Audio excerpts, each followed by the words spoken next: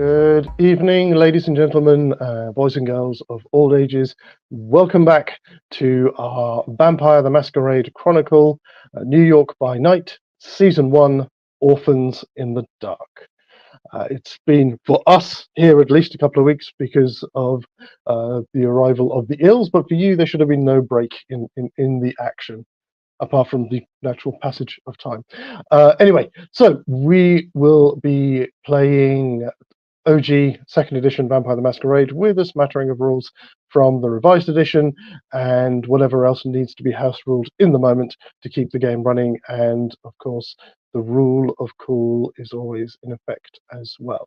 My name is Max, I'll be your storyteller, and I am joined this evening by our fledgling coterie consisting of, to my right,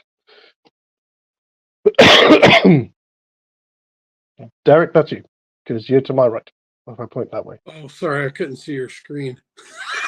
I'm just playing. All right. So, typical introductions here, I suppose. Playing Sam Goldberg, the Bruja. He's a bit of a punk, metalhead, kind of all around brawler, fisticuffs, if you will. Likes to get scrappy, but lately he's found a friend in his Glock 17. Fantastic, and we'll go up and around clockwise? Yeah. I'm Andrew Taint. Set tight. Killing everyone. I'm Karis Ruane. I'm a meat popsicle.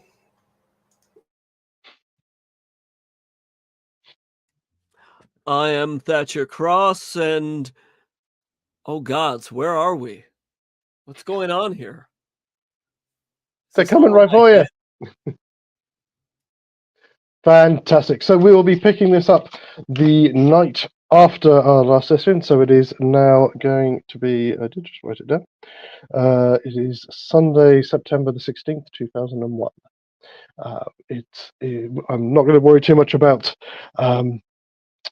your initial nightly rituals. You have all just awakened. This is going to be, as I believe, this is episode 15, an episode that I'm calling The Price of Freedom. You have all awoken, so do the usual. It's a fresh session. Reset your willpower to full. Remove a blood point for your sleep during the day, and we discover you in the still derelict auditorium of your new communal haven at Lowe's Paradise Theatre on the Grand Concourse in the Bronx. There are the four of you. Also in attendance is your mentor, the Malkavian member of the Primogen, Carter van der Weyden, and his ghoul, who's only been referred to himself as Cord. And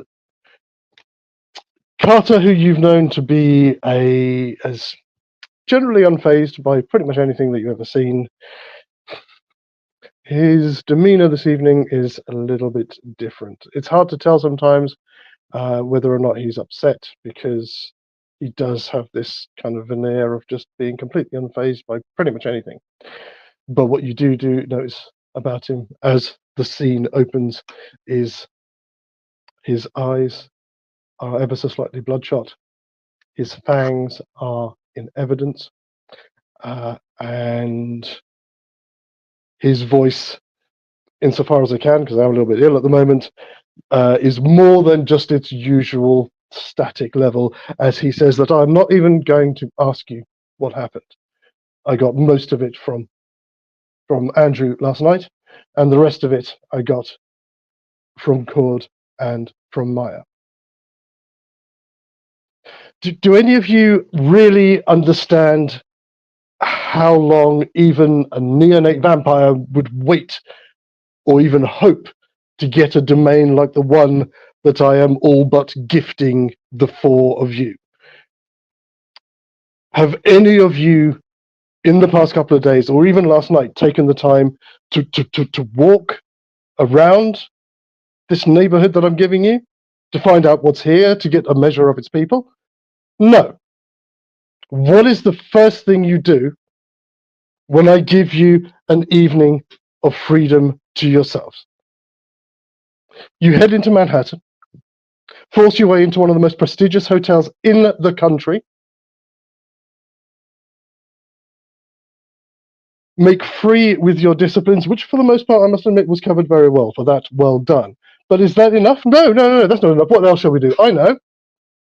Let's go and get ourselves involved in a home invasion on the home of the general manager of the hotel.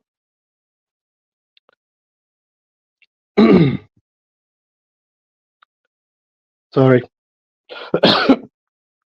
Excuse me one moment.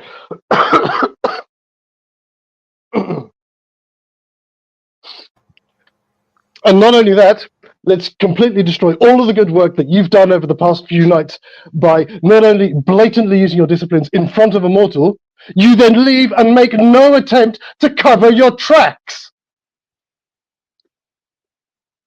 By the count of it, gentlemen, I believe that's at least 2 tradition breaks in the space of what, 2, 3 hours? Am I raising children here? Kind of. Again, silence! Again, I have gifted you Fordham Heights, the very heart of the Bronx. Did it occur to a one of you that if you have domain over a neighborhood in New York, the other neighborhoods are the domains of other vampires? Did any of you make any attempt to find out who claims domain over Midtown Manhattan and the neighboring, or the adjacent neighborhood, as it turns out, of Turtle Bay? No. Did any of you try and find out what etiquette, what rules you are expected to maintain while you are in somebody else's domain? You have done some wonderful work over these past few days. But now, after the events of last night, all that is said to most of the Camarilla in Manhattan is that know that all 4 of you are nothing more than what they already expected you to be. Unruly, Sabbat scum. I am seriously tempted to break this coterie up and give this domain to somebody with the maturity and the responsibility to handle it properly. Fortunately, for the 4 of you, I am still a sucker for a lost causes.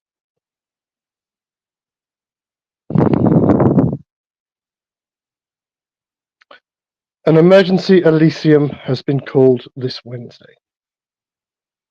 Not because of what you have done, but because of what happened in Manhattan last week. I will still be presenting you to the Primogen at that Elysium. I had hoped that that presentation could be as informal as we can make it under the circumstances. Unfortunately, because of your actions last night, that's no longer the case. Your presentation will be as formal as if you were actually meeting a prince. That means that you will be as presentable as time, money, and style will allow. I'm sure, Andrew, Thatcher, for you, that's not going to be a problem. Samuel, that means I expect to see you in a suit with its sleeves intact. Karis, I know the wild man of the Bronx is very much in the style of your clan, but please at least have a trim. When you arrive at Madison Square Gardens, you'll be met not at the VIP entrance, which is the usual entrance that Kindred use. You'll be met at the other entrance. You will then be conducted to one of the corporate boxes. You will then be taken individually to meet the remainder of the Primogen. When you are there, you will be expected to recite your name, your generation, your clan, and insofar as you know it, your sire. You will also be expected to recite from memory all 6 traditions. You may also be expected to field questions from the Primogen about your understanding of those traditions and how you intend to uphold them in the nights to come. And then, as a final act of contrition for what you did last night, you will each partake of my blood. Is that clear, gentlemen? That wasn't a rhetorical question. Understood.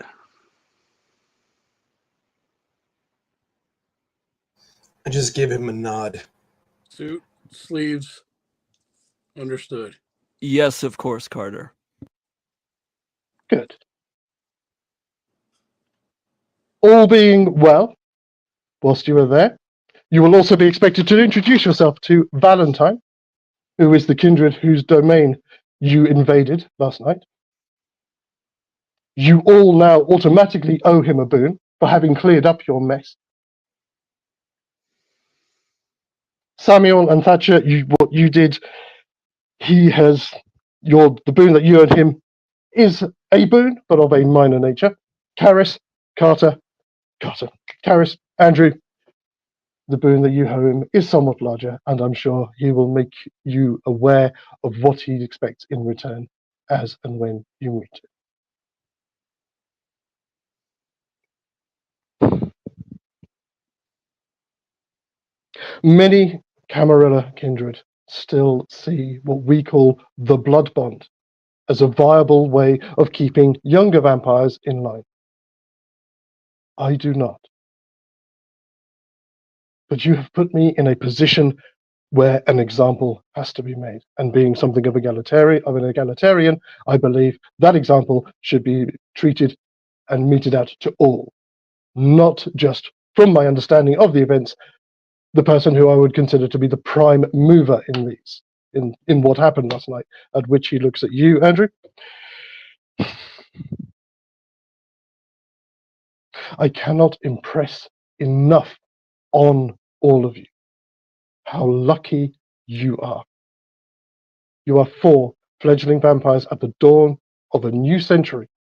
You have been gifted, as I said, the very heart of the Bronx, with the opportunity to take this neighborhood, to take potentially this borough, to drag it kicking and screaming out of its violent past and turn it into something wonderful.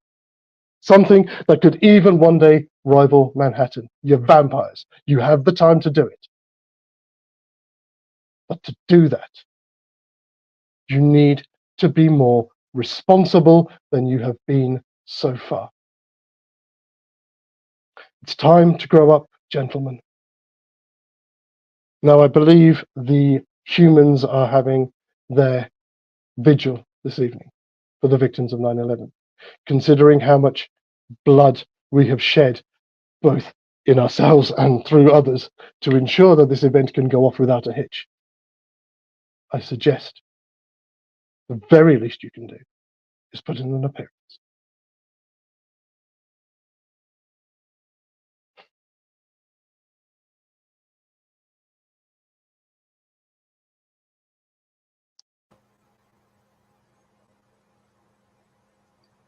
Are you finished? It seems to be finished, yes.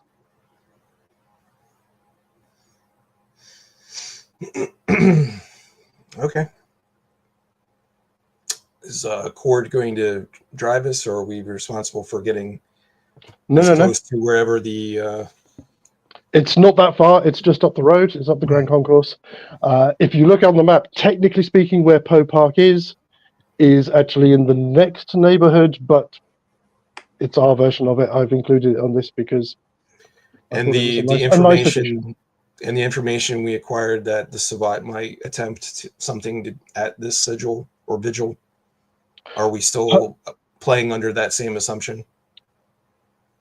As far as you're aware, nothing should happen. It seems like by rescuing Thatcher, by the events of the other night where you up at the warehouse, that should have made sure that nothing goes awry.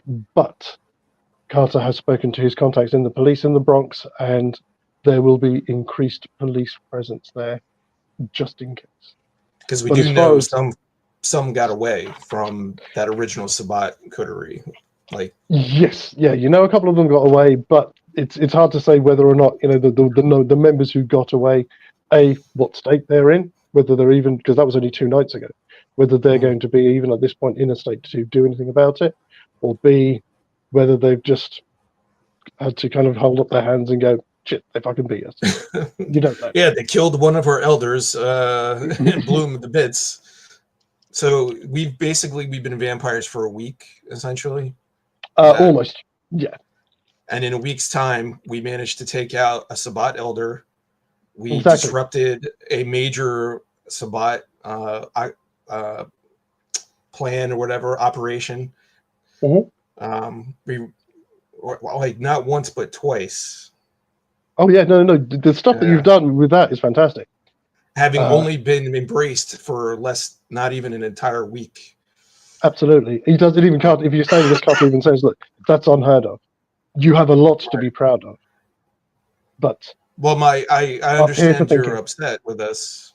I know I understand you're upset with us, but we it's not like we've done this before, or we have had a whole lot of time to get any kind of I don't want to say mentoring, but you were also busy. And you tasked us with finding out information, in a world that is completely foreign to us. Not making excuses for our behavior. No, but I had to see what would happen. And we were given a babysitter who didn't do a very good job of babysitting. And I looked directly at Cord. I'm like, I hate to throw you under the bus, brother. Cord and Maya were not there to tell you what to do. Yeah. They were there to tell me what you do, what shit you get into, and how well you do or don't get yourself out of it. That was their job. So you gave us just enough rope to hang ourselves? Sure, I gave you enough. I gave you towards a window. I gave you enough rope to see what you would do with it. Do you choose to hang yourself with it, or do you use it to give yourselves a leg up? So by that same measure, if we go to this ceremony and shit were to go awry, what would your recommendation be? Sit and let it happen? My recommendation would be run. So don't get involved. Until you are accepted as full members of the Camarilla. I'm sorry, Thatcher, I know to a certain degree you weren't here for this. This was before we met you. You have no rights. You have no voice. Any other vampire in this city can do pretty much what they like to. I have offered you and given you some measure of protection from that by taking you under my wing. But I have to know that when you are hopefully accepted, and I'd have to take a step back and leave you to your own devices, that you are not going to be a problem, and a problem for me. You'll be there on my recommendation. And as you all know, the next thing that should hopefully be happening within the next few weeks, months at the outside, there is every likelihood that you are talking to the next Prince of New York. As you will learn, so much of the Camarilla depends on appearance and power and the people that I have in place to support me. That's why I'm being hard on you, because I know all of you have the potential to be great vampires. Not just good ones, great ones. And I'm not just saying that to blow smoke up your asses, gentlemen. Because we don't have air in our lungs anymore. Exactly. I no longer can breathe. I'm dead. I'm undead. But I need to know that I can trust you to do the intelligent thing, even when you don't have people there to support you.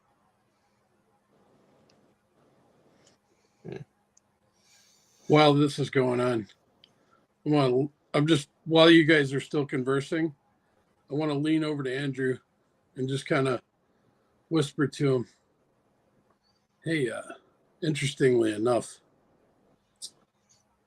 I was wondering if I could get a favor from you. You seem to have connections to some rather nice clothing. We'll talk about it. I had this written up. the night before, and I just slip you a piece of paper. Could you get that for me? And it's a description of the suit. I don't read it. When you do. He turns it into origami. It's just a paper airplane. Okay, paper airplane is not origami. It's American origami. It's the best we can do.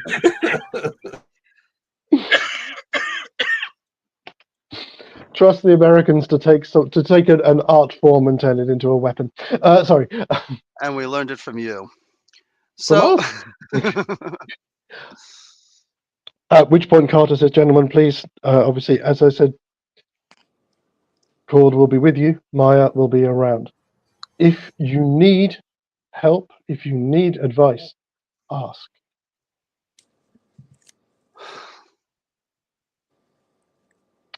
I will leave you to the rest of your evening.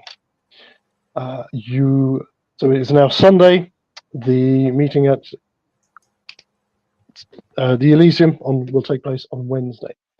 This is not my doing, but the Camarilla in Manhattan have requested, until you are formally announced, you are to remain outside of Manhattan.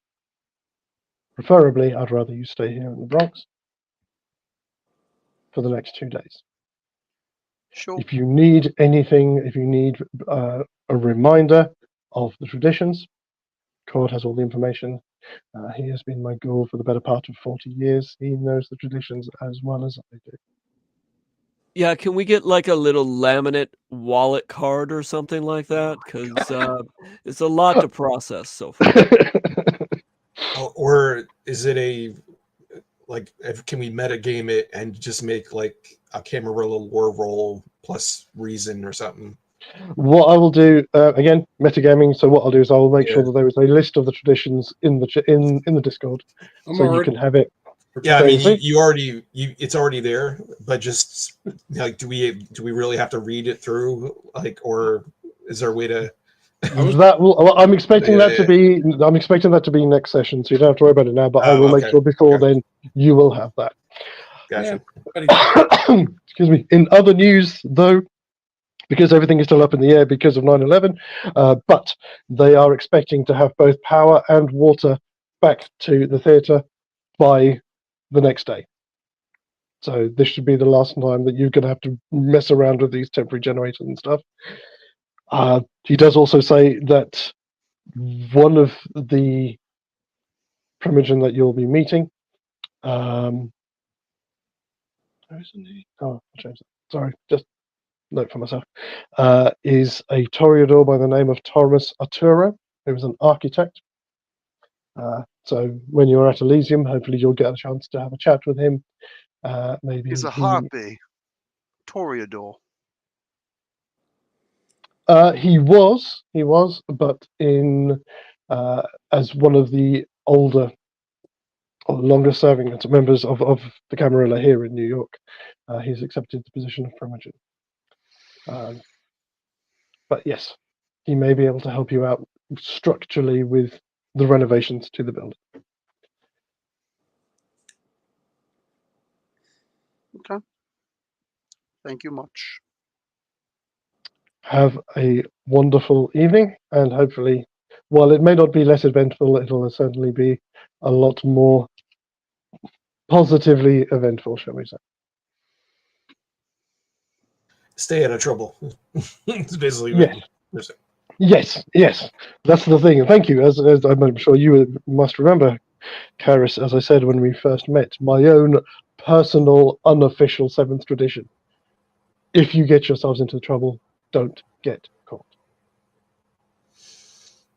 Between the 4 of you, you have the skills, the talent, and the abilities to do that.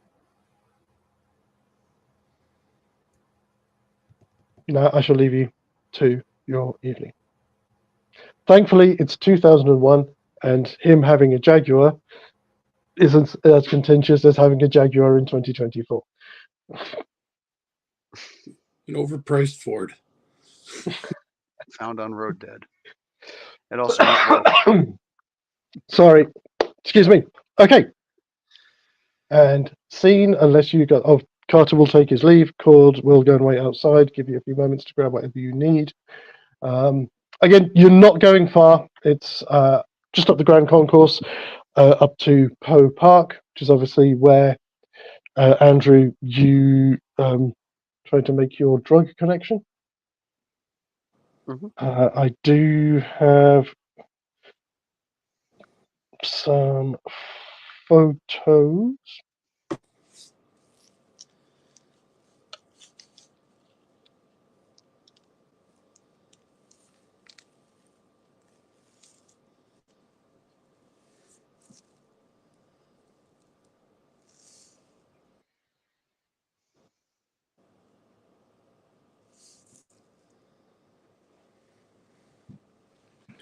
I don't know if you guys can hear my kids singing.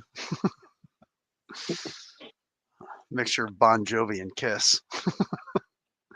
Anyway, it's the fiends. It's the fiends, like wraiths echoing around the theatre. Right then. There we go. So there's. I've just put up in the Discord. I've just put some pictures of what when you get there is going to be where like the centerpiece for the vigil.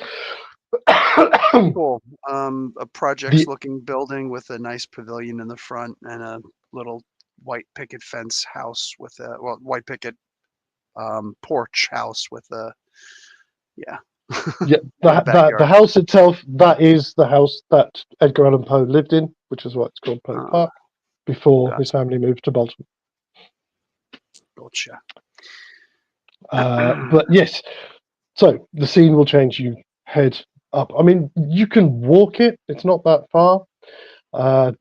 Most of the traffic, it's, let's say, about 8 o'clock in the evening.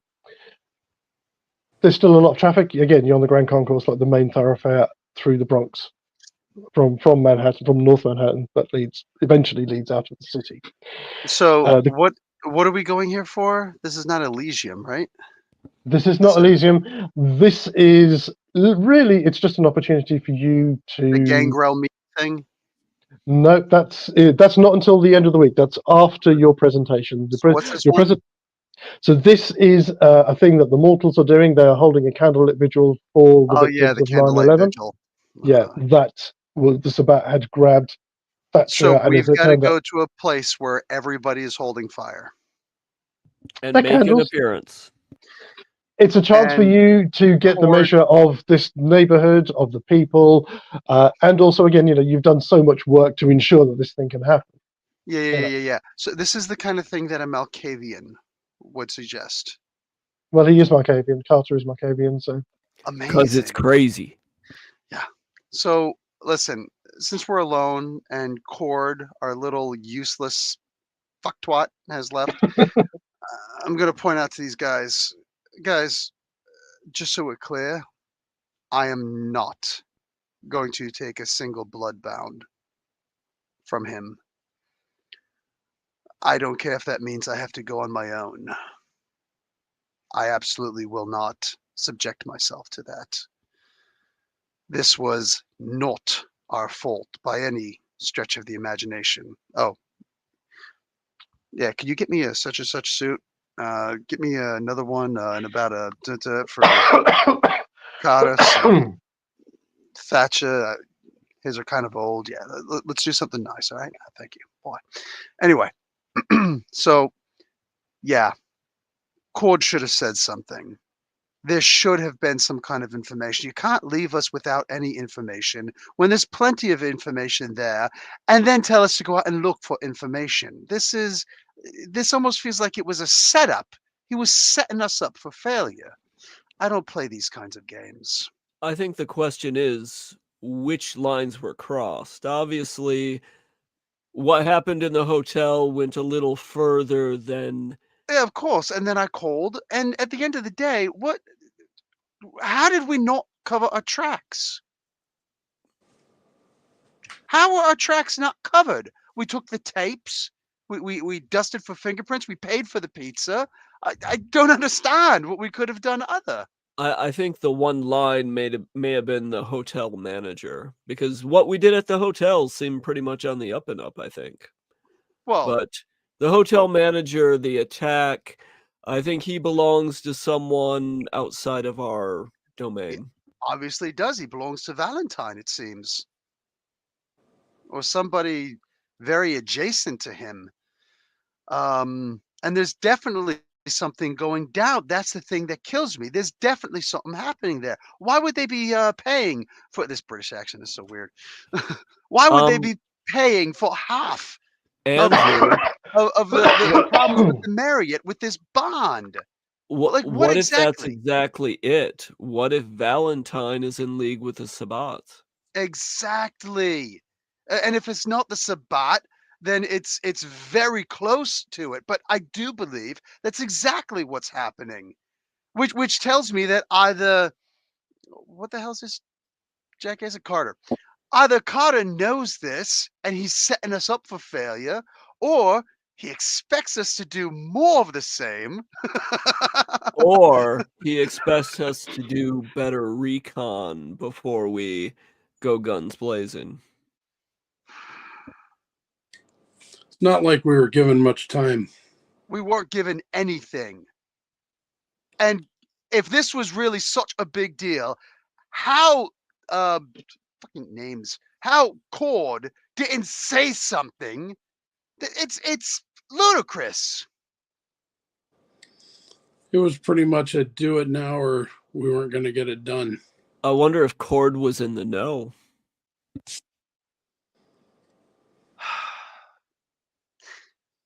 It would maybe, but if he's in the know, it's because Kata is in the know.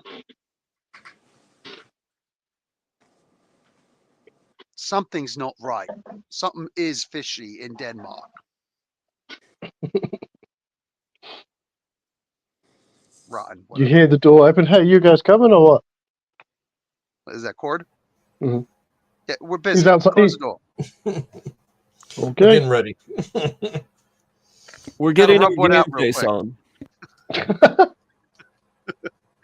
Good luck with that. You might be there a while. Not really. Need help getting into my corset. That's not the one I got for you. So sorry. And now he wants us to go to a candlelight vigil.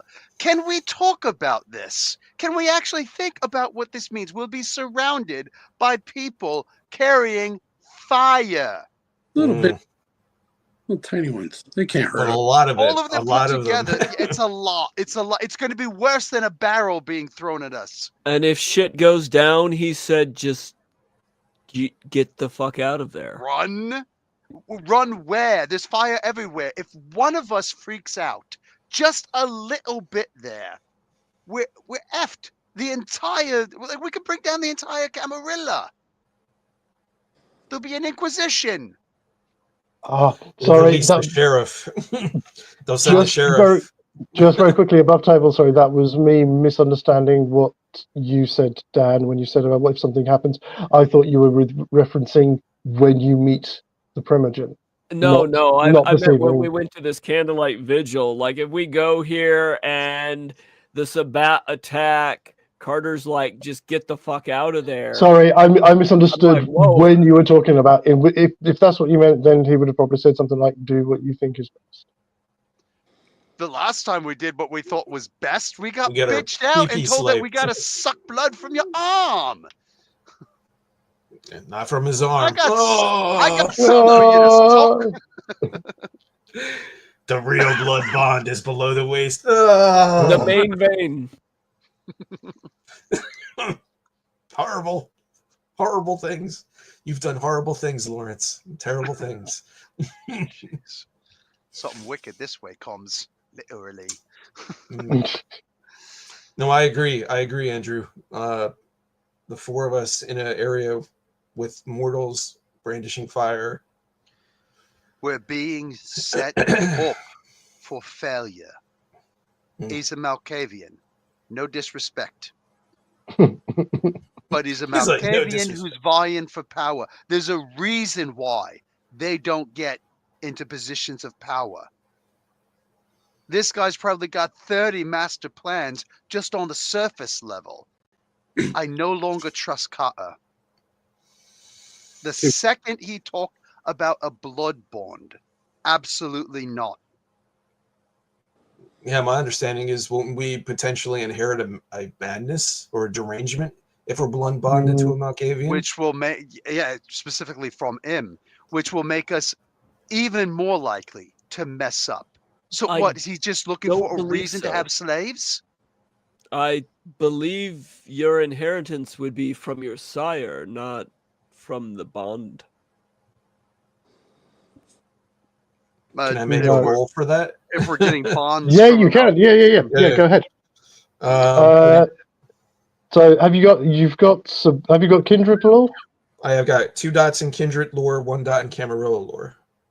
So it would be intelligence plus kindred lore, please. Difficulty 6. Okay, give me 1 second. Can I do that as well? Sorry. Can I assist for advantage? Okay, I got 3 successes. 3 successes. Okay, yeah, so that's complete success. So with blood bonding, you have to drink from the same vampire on 3 separate occasions to be bloodbound. So one drink is just, it's 1 stage. But as far as you are aware, it's not common. You couldn't inherit an arrangement through a blood bond. Okay, so it won't, being that he's Malkavian, it's not like if we try to drink Andrew's blood where it actually will, it's like poisonous or something? With the no. Sedite, or mine's addictive. Or addictive. His is addictive. Yeah. But that's because of a merit that Andrew himself has not.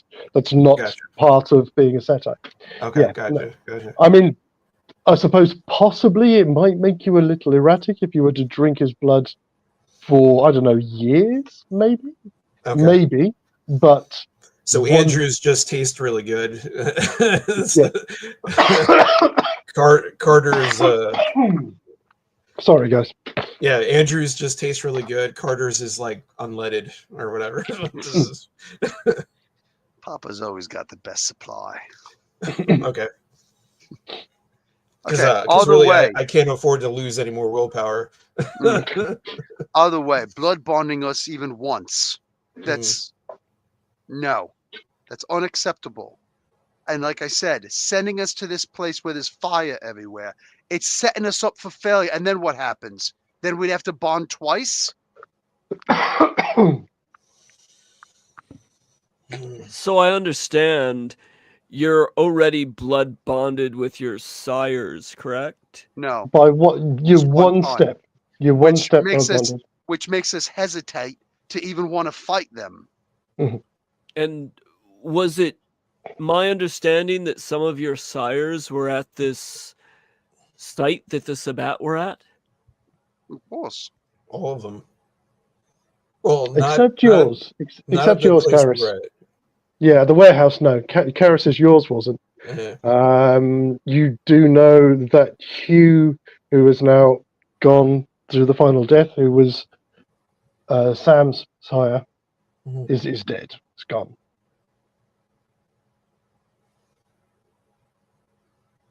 Yeah, because I think. But I'm sure it did come up before that, Karis, that your sire is actually a member of a different Sabbat pack and occasionally helps out other packs, which is why he was there that night.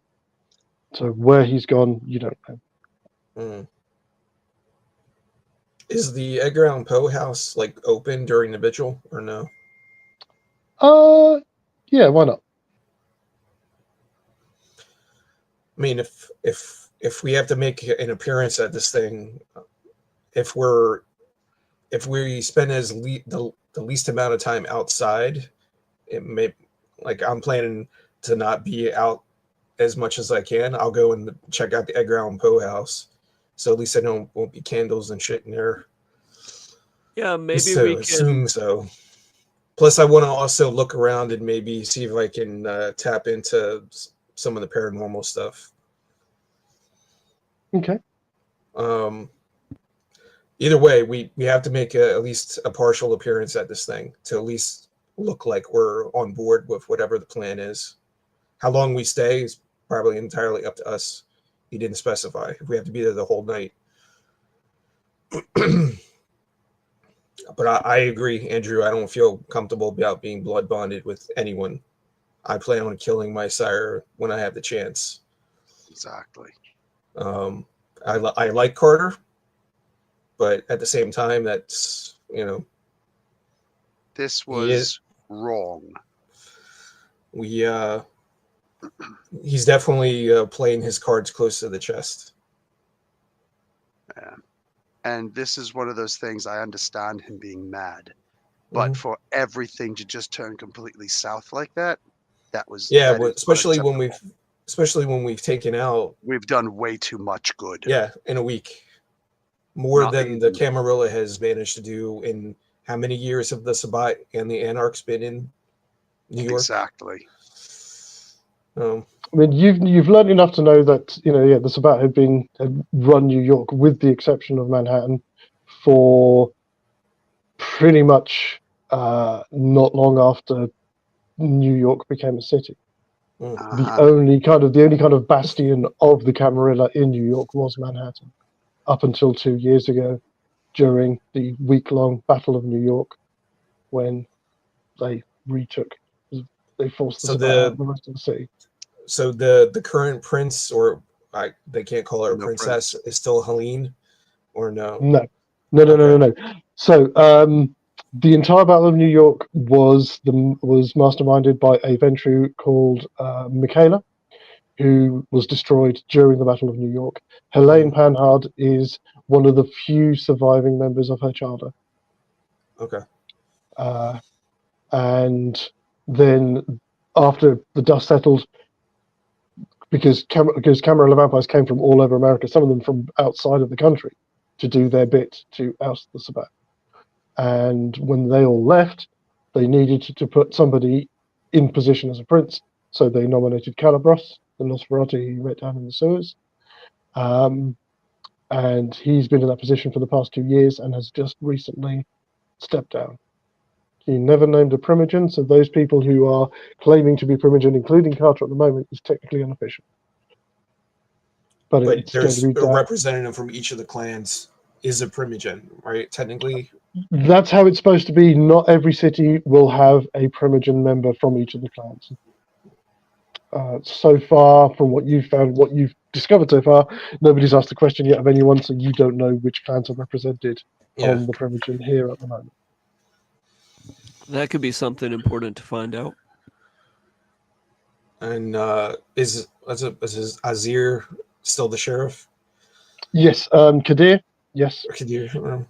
Yeah, he is the sheriff of New York. As it turns out, I think this did get revealed. The guy that you met the other night, Prashant, is the Hound, or he's the seneschal. So he's like the right hand of the prince, who is, ironically enough, Kadir's child.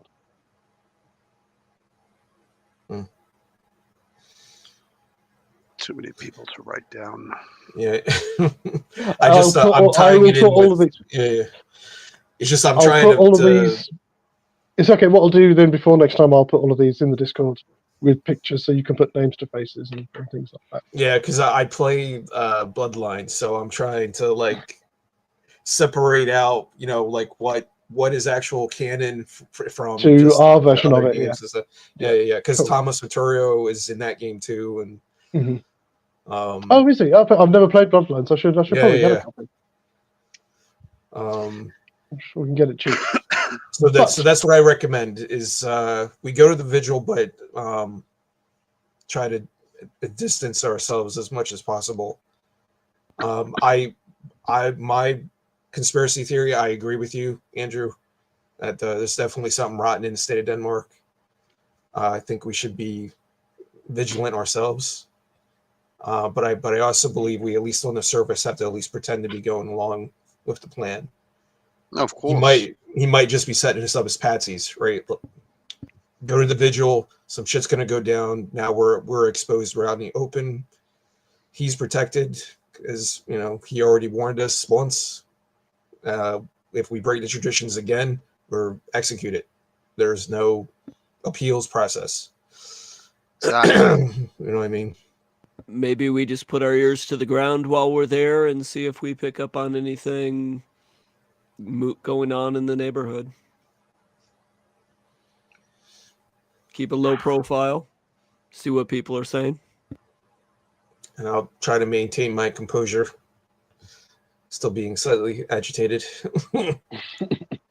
from the previous evening's events. What do you mean? Oh, because because I lost a point of willpower from being a Diablerist and got a big clown, crazy crowns guy is now in my brain for the next year. so I'm trying generation was worth it. Well, that's going to be an issue possibly when they ask me to tell them what my generation is. Yeah. You know what I mean? But I'm sure they have somebody there with Auspex to see I Diablerized anyway, because you can't hide it for a year. Yeah, it doesn't look good. Hey, who told you to look in my business? Here's my aura. Don't forget, though, again, I will remind you, because I know this has come up before, that it is accepted when it comes to fighting the Sabbat, as long as you can prove, and you've had proof that the vampire that you diablerized was a Sabbat vampire, the camera is at open war with the Sabbat. Good. Okay, all that right. would give you a pass for that. So here's what basically in combat it happened. Mm-hmm. Go ahead, Andrew. No, I'm good.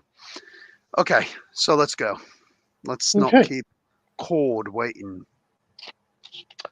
Yeah, so you can take a walk up through the streets. For most of you, those of you who have been in and around the Bronx for any length of time, I mean, that's only really Sam. No, you're more Brooklyn, aren't you? Is it Brooklyn or Queens? Brooklyn. Brooklyn. It is Brooklyn, yeah.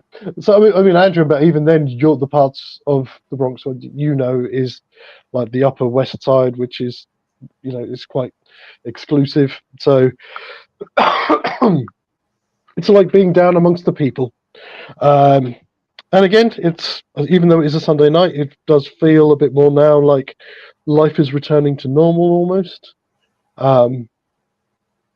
As you head up past where the underpass is, where the bridge is, where the Grand Concourse runs up towards Poe Park, you pass, there's a lot of shops on the left-hand side. On the right-hand side, there's various buildings. I haven't found out what the building is yet, but there is like a quite a large brick building with quite a big tower.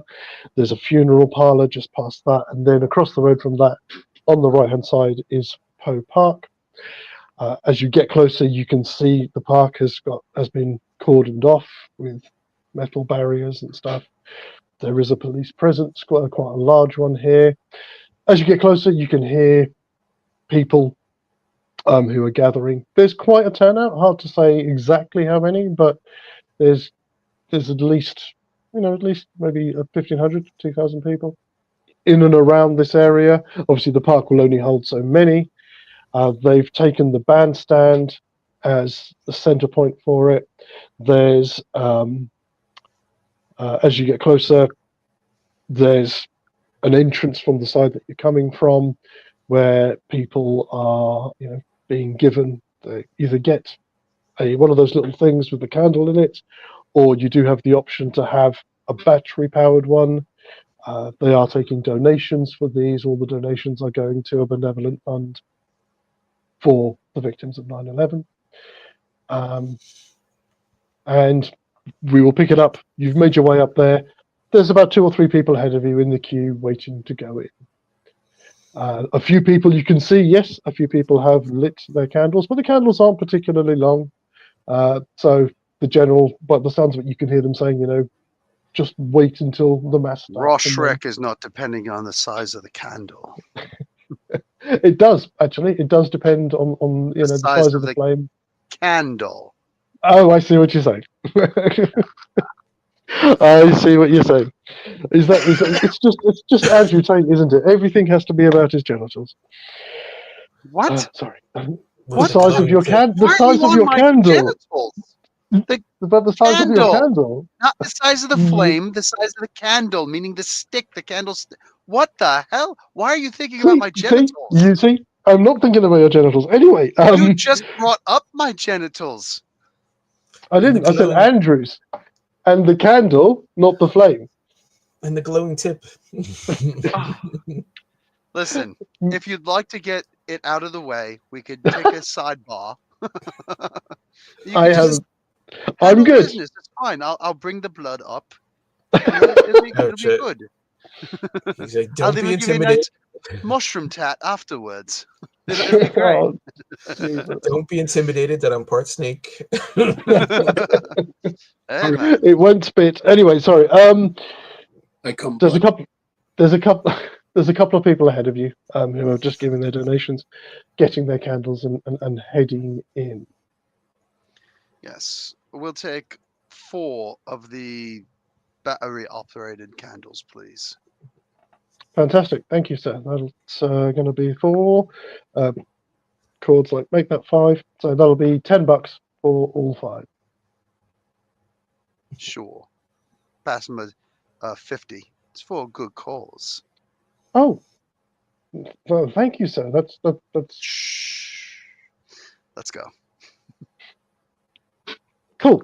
So as I said, you make your way into the park. You can see, as I said, they've set up where they can some, what are they called? Actually, there's no seating. It's all freestanding. Over by the bandstand, in the actual bandstand itself, you can see there's a choir setting up in there, and they've put up like a temporary stage with an altar on it where they're going to hold a service. You can see there's a priest there from one of the local churches who's a slightly above average height black guy with receding greying hair in a surplice and stuff, and he's talking to a few people about the organization. And as I said, it's quite crowded. There's enough space, they've created a few channels so that you can walk through. There is a walkway that will take you straight up to Poe's house. I walk up to the priest and I say, "We don't like priests in Midian." Nightbreed comment for anybody who caught that. He turns and looks at you a little confused. I'm joking. It'll be a cult classic one day. I promise you that. How are you, Father? I'm very well. I actually say Father thank you with for coming. The question at the end, meaning Father. Oh, and I shut up. Shut up. I was going to say, I want to look at Andrew closely to see if he has any reaction while he's that close to the priest. Oh, look at you. I'm not one of those people. I know, but if he still has true faith, it doesn't matter. Oh, I see. You're right. Good point. Yeah, if you had true faith, then everything else would be... No. Yeah. Sorry, he's Father Mubego. Mubego. Oh, like with an apostrophe? Yeah. Oh, so Mbengo. Okay. Yeah, cool. And we got the Jabari wood. That's I was very close to saying Father Mugabe, but let's not go there. Okay. So, Father Mbengo, good to meet you, sir. Thank you for coming. It's always good to see. I don't think I've seen you. You're not one of my congregation, are you? I'm not, Father. I reach out my hand to shake. Well, he shakes your hand. But I am new to the area. Wits plus alertness. Oh, okay. I'll get this. Not wits plus perception. Sorry, plus alertness. So okay, well, it's all the same to me. Okay, here we go. 2 successes if it's just 6 and above. Yeah, that's fine. Yeah, you do notice as he takes your hand, he flinches slightly because your skin is cold and dead. Because I'm assuming unless anybody is bringing the skin to the surface. Of course. Or bringing the blood to the surface, should I say? Of course. And but since it doesn't, since I noticed, I'm gonna, say like, yeah, I know, chilly tonight, eh? Yes. Well, Winter's coming a bit early. Yeah, well, New York winters. You either get used to them or move to Jersey. Nothing wrong with that. I'm sorry, I didn't catch your name. I Stan. apologize. My name is Andrew. And Andrew, it's nice to meet you. If you will excuse me, we need to get. We'll be starting soon. Hopefully, we will. How's your singing voice? Do you have a good singing voice? Do I have a good singing voice? Let me see. I think I Do do. you- I have enchanting voice. Ooh. Like You do have Father. enchanting voice. Father, I have been known to sing with the angels on occasion. Do you know I was actually in choir when I was younger? Fantastic. Well, if you ever do stop by the church, maybe if you have the time, we could get you involved. We struggle so much for male members of the choir. Understood. It sounds fantastic. I would love to. I haven't had time to check, but I will find the name of a local church to where you are in the Bronx. It gives you the name of the Absolutely. church. Here's my name, my business card. It's got my cell. Fantastic. Thank you, Mr. Tate. Of course. While this is going on, the rest of you, what are you doing? Yeah, I remember I was just trying to observe his body language, so he didn't have any kind of reaction to being that close to the priest. And No, not that you can see. okay. I'd probably be listening to just people out in the crowd, kind of skimming conversations to see if I pick up on anything interesting. Okay. Still trying to Samuel? still trying to separate what we know historically of fiction of vampires versus what we've been told in the last week is truth.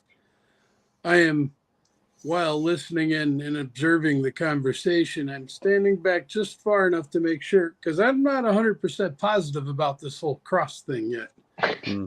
I walk up to him and I say, we can actually cross running water too. You say that to Sam or to the priest? Sorry. Sam. To Sam. Oh yeah, we've done that a few times already. Okay. Yeah, it's probably a good idea to kind of copy what Thatcher was doing. Just kind of. I haven't listen. seen Count Rice yet either. No, that's Eastern vampires. You don't have to worry about that. I think I'm sure there is a floor that you can take that's just called Hollywooditis, where you genuinely believe all of that stuff works. I don't have that problem. I'm just trying to, but he doesn't know, so he's just being cautious.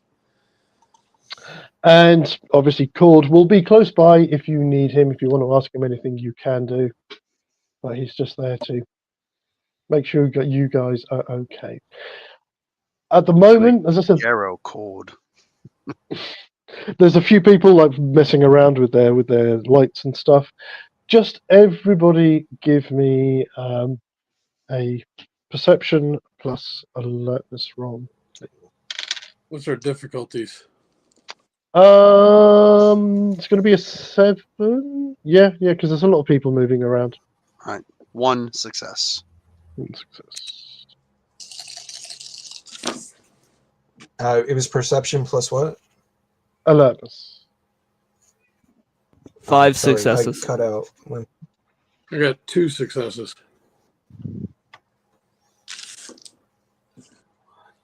Out of a pile of I have 7. 4. 4. Okay. So as I said earlier, yeah, there's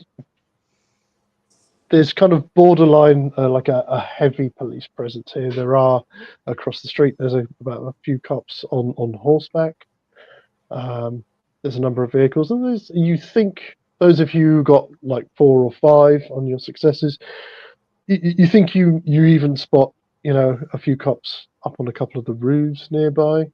So I would expect cops everywhere a week after 9/11. yeah, Yeah, they are, you know, they are making sure that nothing is going to interfere with this. You do notice across the roads, because there's like a at one end on there's like a junction here over the road. There's a few people hanging around, look like kind of like new metalers. There's like maybe about 7 or 8 of them hanging around. Probably people who would normally be hanging out in the park, but they've been sort of ousted while this event is going on. Karis, somebody just kind of like brushes past you, making their way through the crowd. They're holding a candle and stuff, and you kind of like go, yeah, and then you kind of do a double take as you recognize Chet Jones. Chet Jones.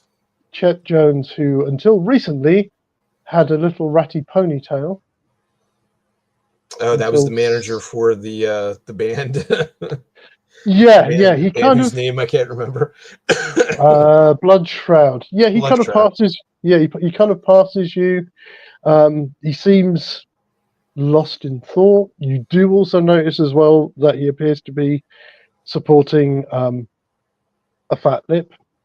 He's got glasses on, but you can see one of his eyes is sticking out a little bit away. There's like a swelling around one of his eyes, and his shoulders are down.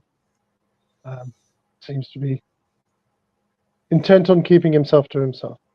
Is he trying to like make his way out of the crowd, or is he just kind of just mingling? Just mingling, yeah. Okay. I kind of elbow Andrew and point out with like the head nod. The Chet rat boy. Well, I'll be damned. Well, I guess we all are. Is he carrying a lit candle? He's holding one of the candles, but it's not lit at the moment. Okay.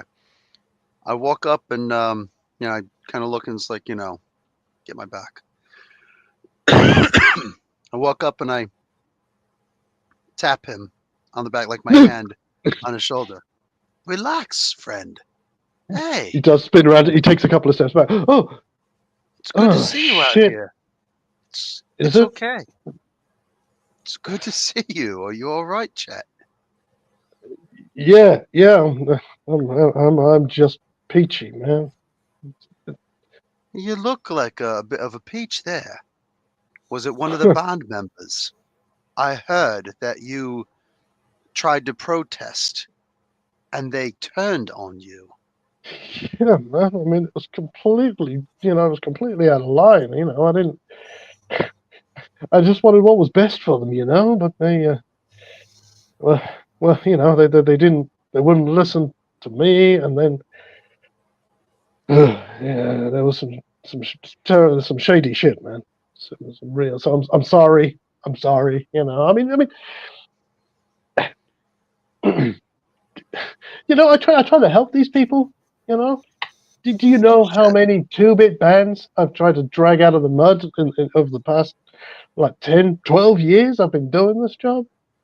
And the first time I meet a band that have a real shot at this, and they throw that back in your face. I mean, I'm sorry for you, man. I mean, It's just money.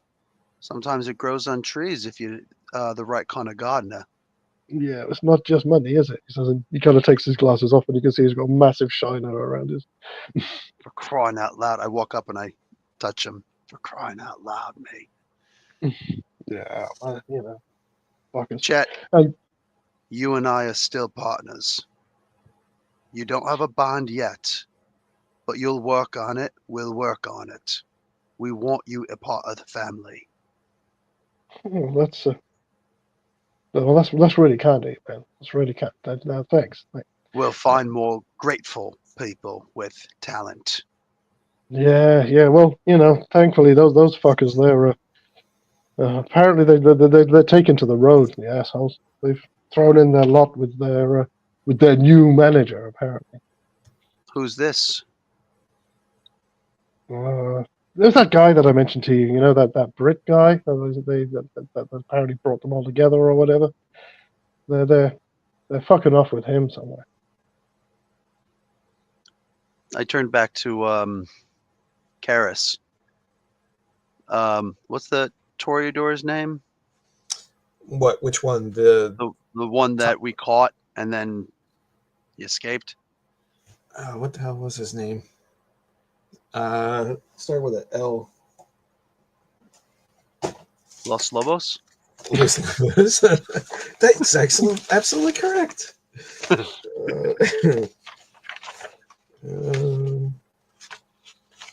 mean, I'm sure that it's pinned. Can I make a roll to remember? Your intelligence is 4 or something, isn't it? No, my intelligence is 3. I have 3. Okay. Yeah. It's fine. There's enough of you there that have had enough encounters with him. His name is Laureate.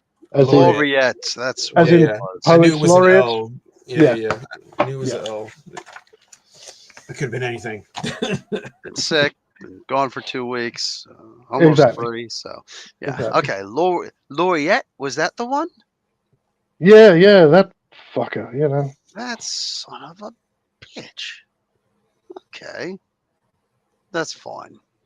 With a first-class prick like him, they won't get very far.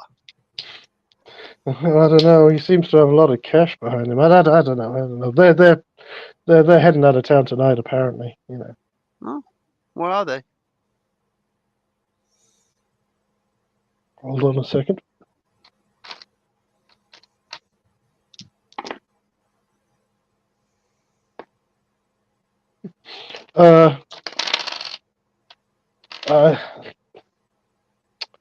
Rocco, the drummer, he's got a place over not too far from here. Apparently, they're loading up their van there and then heading out of town. One van? Well, you know, apparently they felt this what they need to, you know, to begin with. I don't know. We all got into a big fight about it, and then they did this. Mm. I thought I'd come down here for some, you know, spiritual healing or some shit like that. So I'm kind of glad I did, because I run into you guys, and you know, those guys, man, those fucking guys. But yeah, they're heading out of town tonight. All right. Well, best of luck to them. And of course, by that I mean I hope they crash into a telephone pole. Good Well, seeing you know, my friend. Yeah, well, you too. Yeah, and I mean, I'd hate for anything to happen to them, but if anything were to happen to them, then You testify for the other side, eh? Well, absolutely, of course. I would swear that we were all stood here together, you know, in solidarity for the victims of that horrible crime. Good to know. Well, my friend, here's to good juju for us and bad mojo for them. Absolutely. What do you mean, good juju? Anyway. Yeah, good mojo for us, bad juju for them. All right. So, kind of start walking off and grab them. Guys, he's saying he's going to be a witness that we were here the whole time. And we know where they are. He didn't exactly give us a exact address. Just kind of. He gave us the address enough. I say we get in the Bentley. We got a Bentley? The other thing, I've got a bunch of cars. What? Doesn't everybody have a bunch of cars? This is my Sunday car. The place that he mentions is it's an old dry. It's a dry. He's got an apartment above a dry cleaners. It's down near something that I think that Andrew would probably know. There's a martial arts club called, and apparently this really exists, called I Love Kickboxing. And it's at, I don't know what the technical name for it is, but the overground subway trains that run along the streets. Like in the Warriors, there's one of the tracks run down the street, and at the end of it is the terminus. and just to the right of that, or to the left of that, there's this dry cleaners, and apparently the drummer Rocco rents the apartment above the dry cleaners. Right. Very interesting. Come out Very to interesting. play. Right. Yeah, click, click, click. Come out. Okay, well, let's go. Come on, guys. Okay, so you make your way out. As you're heading for the exit, obviously Cord's just there again, waiting as well. Are we done here? I don't go the way the Cord is. Okay, you're going a different way. Yeah, I say this with all due respect. A Cord. For clarity, we were told we're supposed to stay in the Bronx, and this is the Bronx, and the dry cleaners and such is also in the Bronx? Oh yeah, it's all in the Bronx. Okay. We're getting to know our neighborhood. Okay, Which we were encouraged to do. Exactly. you certainly were. You certainly were. For parents. He did not say how long. Fantastic. So, you are you deliberately going to try and lose Cord? Because Deliberately, I mean, there's implications to that. Does it seem like Cord is just walking around tailing us, or is he kind of doing his own thing, or is he sticking by the car, or... he is nearby. Sometimes he's looking at what you're doing. Sometimes he's watching what's going on around you. But there are 1,500 plus people here.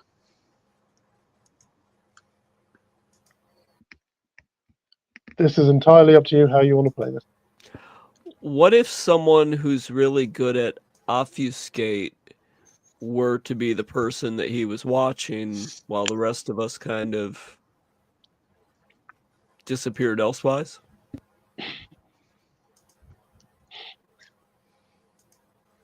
Oh, for crying out loud, fine. Cord can.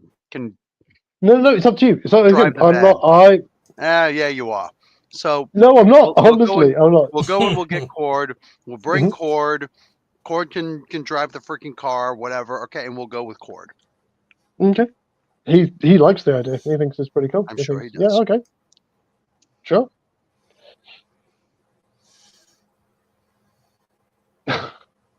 Oi! That's one less Oi. point for you. Worth it. Fantastic. So you take a short drive away. As we'll say, as you're just heading off, they're just starting the mass. There's the choir, the choir at the back start going with full voice. People start gathering closer. A few people give you funny looks that you're choosing that moment to leave, but nobody stops you. You take a short drive through the streets and pull up a block or so away. So as I described, you've got the metro tracks running above the street. Close by to you is this martial arts club called I Love Kickboxing, and about half a block further down on the same side is super fast dry cleaners. There's which is almost parallel to where the terminus for the metro line is. There's an open area closest to you to where the dry cleaners is, and there's some stairs leading up to on the outside of the building, leading up to the apartment above.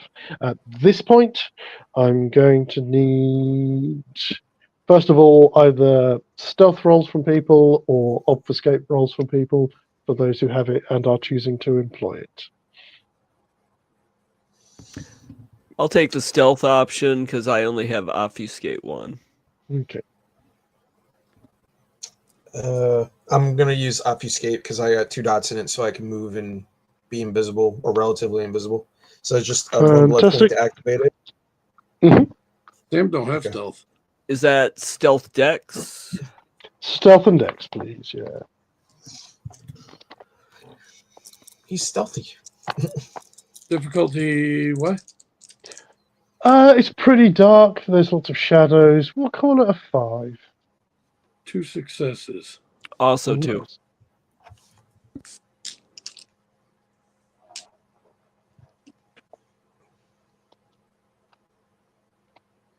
Andrew, are you stealthying or not? I'm so dumb. I forgot I was on mute. I've got 3 successes for my stealth. Fantastic.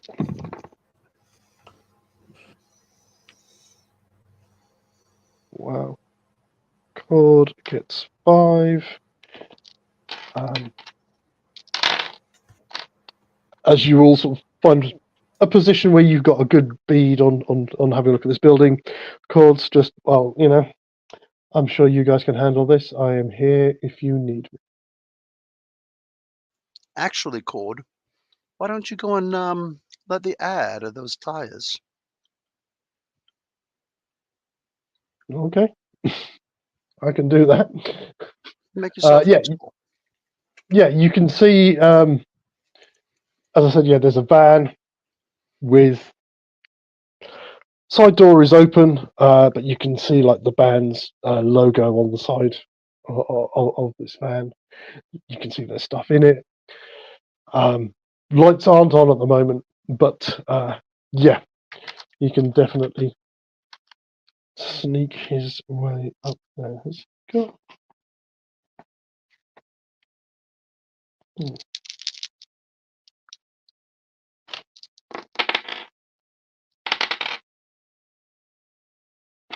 Yeah. With very little difficulty, he moves ahead of you, gets up to the van. Just kind of listening. Pulls just a small knife out from his belt and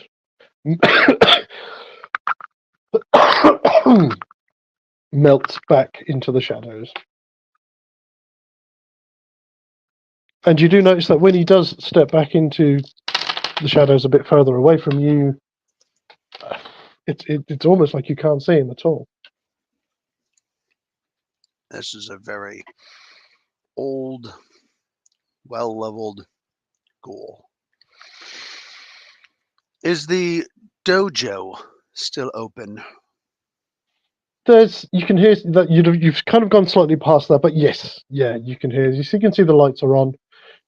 You can hear the occasional flump of somebody hitting the mats. Mojo Dojo. Mojo Dojo. And right above it is the apartment? No. That's a couple of doors down. Oh. The apartment is above a dry cleaners, which appears to be closed at this time of the evening. That's right. Okay, interesting. I don't know what I can do with the dojo.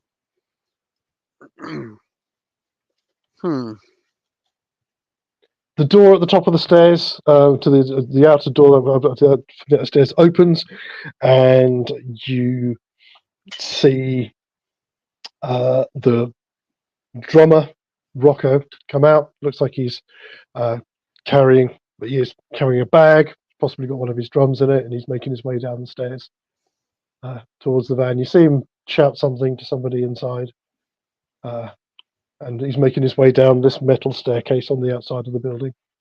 Should we take this guy out right now? Stuff him inside the van? He might be able to tell us a thing or two. Mm-hmm. So I'm actually in shadows, basically, whereas they did the silent ninja walk. Mm-hmm. Yeah. Right, so to the side of it, there's like an open area. Part of it is parking for this and a couple of the other businesses nearby. There's some dumpsters as well that you can hide behind. So there's spaces that you can get close enough to, like grapple him. Get to cover the distance in and do something within the space of a round if you so desire. As I said, he comes down the stairs. He's carrying again one of his drums, and he walks around the van and goes towards the open side of the van to put it in. Doesn't appear to have noticed the flat or as of yet, but he's Okay. muttering about something under his breath. Seems to be focused on what he's doing. I mean, I'll kind of creep up behind him as I'm in shadows and give him the sleeper hold over the neck to put him in like a chokehold, and with a hand over his mouth so he's not making any noise or as little as noise as he can. Okay. I say, turn him around to face me a bit. And I'll do that once I get the grapple. Serpentis. So you're going to be doing that with while you're still obfuscated? Yeah. Oh yeah. I was gonna say I'm not obfuscated. No. But Karis is. So I will need you to make a roll for that because unseen presence. Yeah. Wits plus stealth.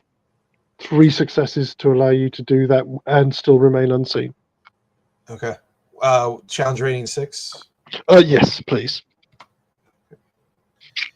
I'm gonna spend a willpower to get 1 automatic success. Okay. And then I'll roll the others.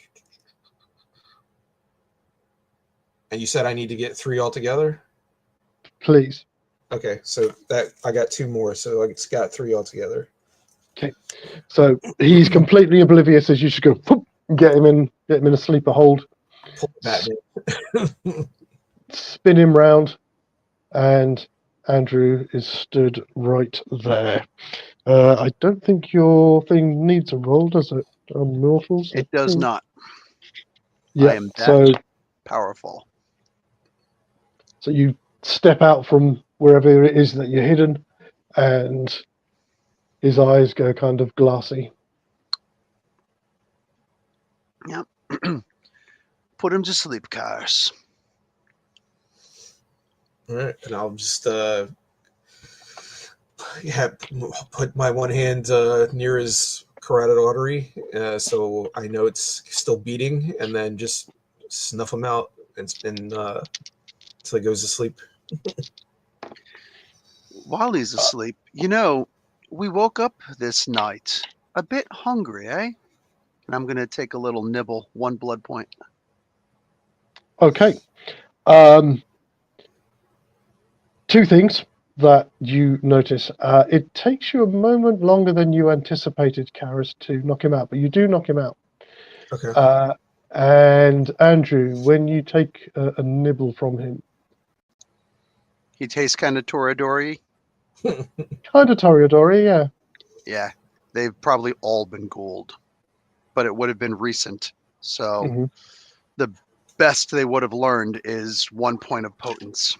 Yeah, because all girls automatically get that. So yeah. So I'm not particularly worried about that, but they will pack a hell of a punch. Good to know. But they're going to be a lot more confident. Odds or evens, please, gentlemen.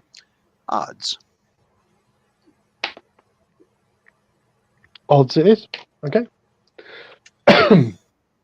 So I'll come out of the shadows, so I don't have to keep spending points on it. No worries.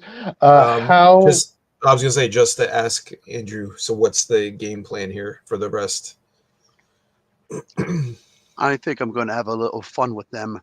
Would you like to take a sip from him? I'm good for now. Could get rough. How much are you taking, by the way, Andrew? How much are you taking from him? Just 1 point? Yeah, like I said, Sorry. just 1 point. So my bad. If Laureate is up there, it's going to get kind of rough. So are we playing the kill, or we've got this one alive? But as far as Laureate, nothing saying we can't rip his head off. Okay, just so we're on the same page. Yeah, and I think we'd be better off this time. Okay, good to know. I look at Sam and Thatcher. Are we all in agreement? I think that if the rest are ghouls, they may be able to lead us to the Sabbat. But if the Sabbat are here, it's They best won't to be take able. care of them. They won't be able to lead us to the Sabbat, but they're innocent after just basic stupidity. But Laureate, way too powerful to trust. He got away from us once before. He can do it again. I mean, we saw what he did to his own ghoul. Yeah, So he's certainly a monster. yeah. More than the other Sabbat I've seen so far.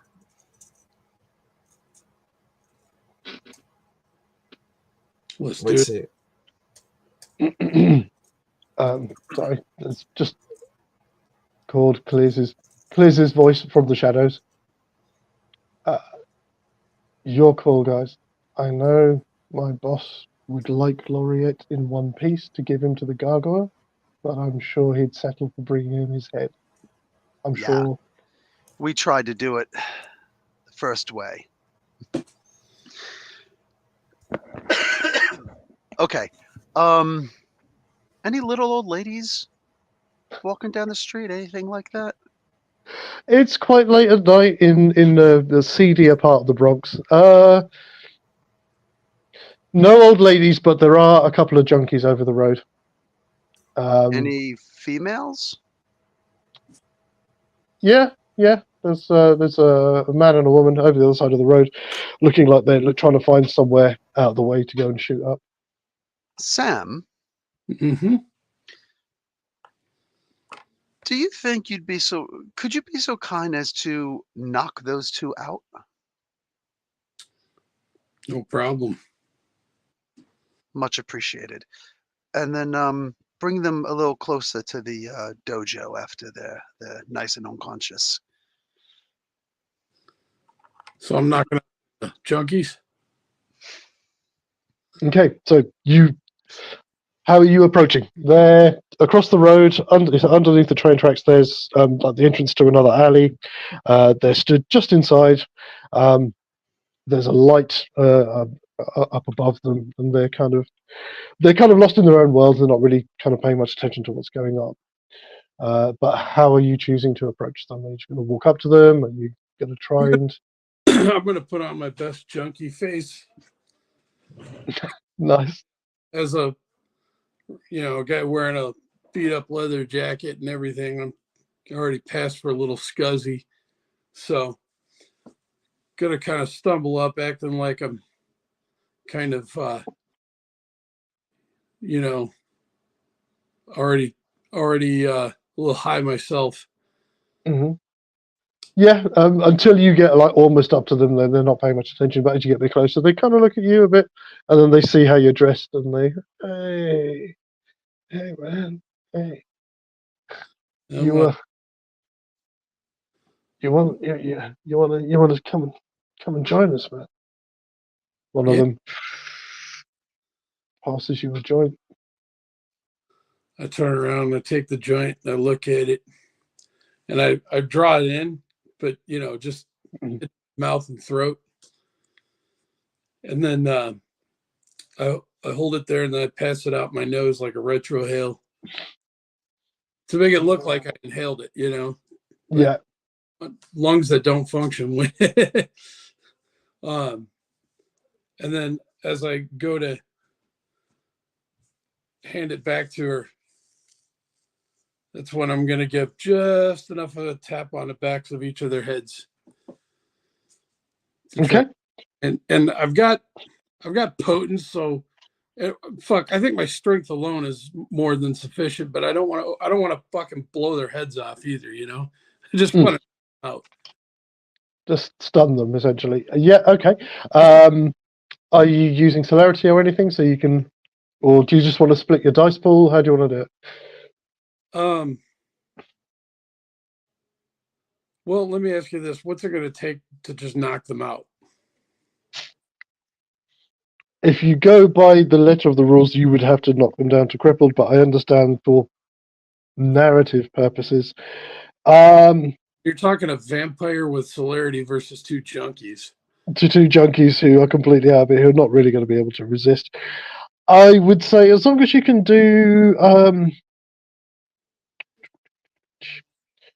as long as you can do us minimum 2 levels each, and just like a well, Remember, that'll be enough to stun them. It's the women who scream. The men usually go, "Hey!" which nobody hears. Yeah, exactly. All right, what difficulty are you going to hit me with on this? So they're not expecting it, so it's going to be. I mean, basically, attack difficulty is 6. Or if it's 5, I think it's 6.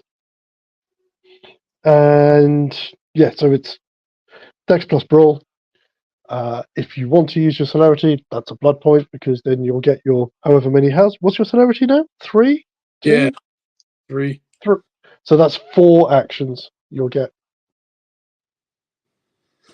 All right, so it's Dex plus Brawl. I got to use blood point for the celerity.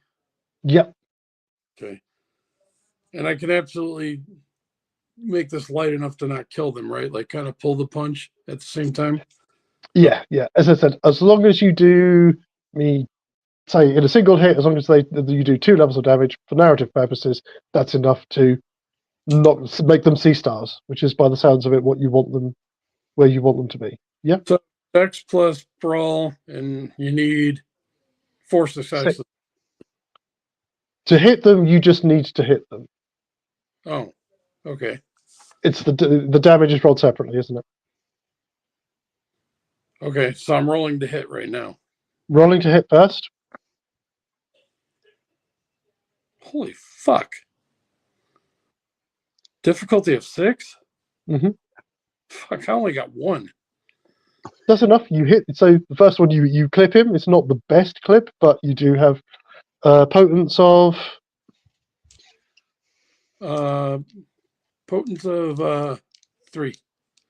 That's fine. So you don't have to roll any strength damage. That is enough to just go. One of them. Which one do you want? The man, the woman first, or the bloke? The man. The man first. Okay. He goes down. You kind of hit him. He kind of looks at you a bit funny. He slumps against the wall and slides down. You do have initiative because it's like a blindside. She's too. Well, I will need you just quickly to roll me initiative for this round to see if you get to do your next action before she screams. All right, that's what was that again? Perception? Or no, I'm sorry. So wits and... plus alertness, difficulty 4. I got 4 successes. Yeah, that's fine. I mean, I did really well. I got 3 for her. She's only got 3 dice. So yeah, so you get to go before she gets to do anything. So you hear possibly from across the street. You hear the intake of air, expecting to hear her screaming at the top of her voice. But just give me a roll to hit her. 5 successes. Okay, and again, your potence is enough to just and. She totters back a few steps into the alleyway and falls like a sack of shit into a puddle. And then I grab each of them by the backs of their collars and I'm walking them back to the guys. Okay. Here. Odds or evens again, please, guys. Odds. Let's call it. Odds. Okay, there you go. Odds. The dice are in your favor. It's odds. Of course they are. So this is to see if they notice upstairs. Throw the dice. You throw them over your shoulder as you're about to step out. Because you got odds, you're about to step out, and then you take a stop as patrol car crosses the junction a bit further down the end and drives up in the drives away. Gappers. Okay. Yeah, So I get back up to the guys, drop them down. I go, "Look what I brought you." Ah, cool. Okay, so what are we gonna do about the guys upstairs? What guys upstairs? Well, the band members, they're upstairs. We got one of them. These guys. There's what, 2 more? There's yeah, should be 2 more band members upstairs, and possibly Laureate also. So they're the apartments above the dry cleaning place. There's Yep. probably a fire escape on the back. There's a metal staircase, which is kind of like the fire escape, which is along the side of the building, leading to. There's an entrance at the top there. That's where the drummer came out of, and down the stairs. It's the Okay. other side of the van from where I'm imagining you guys are at the moment. As you come back with these 2 people, the door up there kind of opens partially, and you hear the voice of the bass player, who I think his name is Sky, going, "Hey, Rocco, what the fuck are you doing down there? Come on, hurry up. We've got a lot of shit to move." Darn it. I was trying to pull a Rocket Raccoon and make a joke that, okay, well, I didn't really need him. I just wanted to see if you would do it. But that's not actually it. I did have a plan. So I'm gonna go and walk into the dojo, and world kickboxing champion Andrew Tank just walks in. I'm sure somebody's gonna recognize me. I'm gonna say, "Guys, could somebody does anybody here know CPR?" Oh, fantastic! Yeah, straight away. So you walk in. There's a couple of people. Yeah, there's a class there. Oh, so we're about 8:30 after everything you've done so far. It's probably about It's 9 all o'clock in the evening. adults. So it's going to be adults. Yeah. It's an advanced class, so most of them are. I can't remember my belts. Is it brown and then black? Yes. Yeah. So the majority of the class are brown belts. A Nice. couple of black belts in there, and then you've got the sensei there. There's a wall with different people on there, and yes, there is a picture of you from one of your victories there, holding the belt over your head. I think Andrew Tate actually won like 3 championships, if I remember Oh, wow. correctly. So it might have been more. I don't know. But anyway, something like that. So yeah, might be up there a couple times. Anyway, so we're like, I just witnessed a mugging and chased these guys off. They look like band members. Takes them a couple of seconds, and then the sensei goes, "Oi!" and everybody whoop, and into rows. He gives instructions to to one of the black belts who's there to take over the class, and then the sensei comes with you. Right. Oh, just the sensei? Yeah, he also orders one of the other guys to call 911. Rude. Oh shit. But this is not what I was looking forward to, man. Anyway, I'm like, these guys. Wait. One of the guys was with the guitar, and what do you might call be it? able to Wait. You mean those guys, the band that lives over the road there? They live close by. Those assholes? Oh, Jesus. It's all right. Yeah, we'll take care of it. Come on. Right. Yeah. But obviously, the sensei is not going to miss a chance to come and talk to you. So. Oh, absolutely. So, okay, yeah, this is what I was looking for. Something more cinematic. Excellent. So these guys will go up and distract these guys, maybe kick somebody's ass, Awesome. So what? So famous. Sorry. People know me. I'm kind of okay. a big deal. In a kickboxing yeah. I'm kind of a big deal. Yeah, I know those guys. Yeah, they're fucking assholes. They're always making, shitloads of noise at the wrong time while we're trying to, I do a bit like meditation classes and that just to keep our guys focused and stuff, and they're always making noise. Do they typically attack guys and gals outside the No, not really, but they're just assholes, they're always making noise. Whenever they drive past, especially if they see that we're having quite a focus session. It's crazy. It looks like they took drugs from them. Right. Paul, Mike, Beth. Yeah. The rest of you carry on. Nice. And so the sensei and 4 of his students come with you back out into the street. Where are the rest of you while this is going on?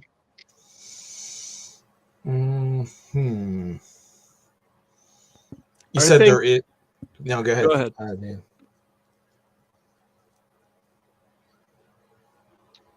No, I was going to say, if they're probably going to go up wherever the main entrance is, I'm going to try and go up through the backside in case anybody tries to skip out the window or wherever the back door is. And then I'll stay in the shadows. I'll obfuscate so nobody can see me at the rear. Say it. Say it. Anybody? Say it, Chris. Okay. What? You can't. You can't see me. I'm gonna John Cena that shit. Okay, so you're going to scoot around the back of the building. Yes.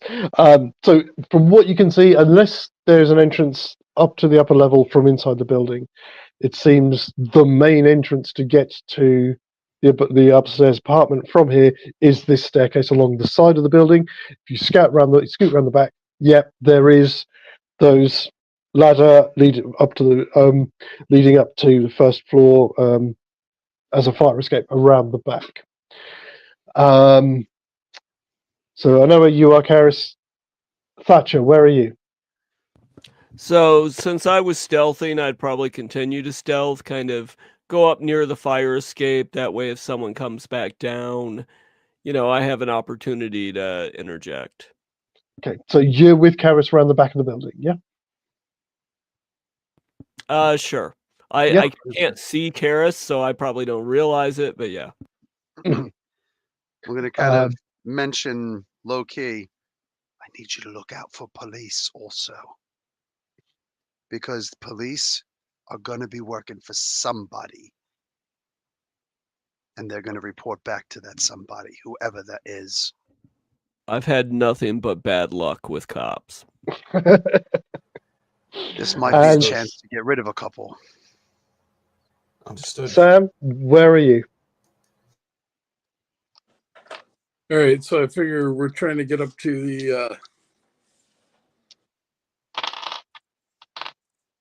these band members. Mm-hmm. To get Laureate. So I might as well go with the other. I'm muscle, so I might as well go up with them. With the guys from the dojo when they come out, yeah. So you see Andrew returns with the guys, clearly the sensei, and there's two pretty big guys and a girl with them as well, all in what are they called? Gis? Yeah, gi. Yeah. So, is it this guy? They point at you first of all because they see how you're dressed, but then it takes them a second, then they realise that you're trying to help the people who are unconscious on the floor. Plus, the one bassist is calling, so he's drawing attention. Oh yeah, she's up. She was up. Yeah, you see this. We'll say all of this happens then just as she shouts out the door and then disappears inside.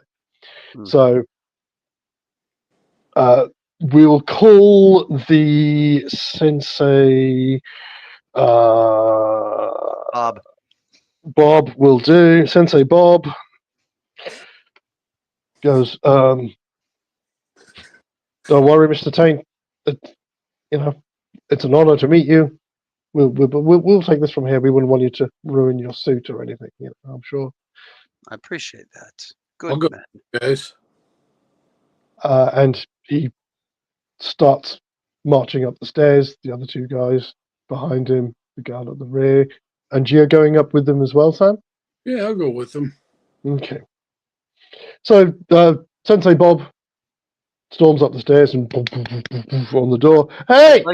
I'd like to put my hand on Sam. Let's let the people they won't recognize start this. All right. Fair enough. Okay.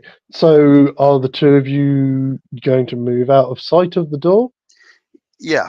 For the most part, yes. That's a good point. Now that I'm in position by the fire escape, I'll use my regular obfuscate 1 to kind of hide out. Yep, cool. So yeah, boom, boom, boom, for the door. Hey, you fuckers, come on, open the door, open the door. What the fuck? And you see the bassist chick, Sky, sticks her head open, partially opens the door. What the fuck do you want? mugging people in our street. What the fuck is wrong with you? Oh, fuck you, man. And she goes to close the door. He grabs the door, tries to pull it open.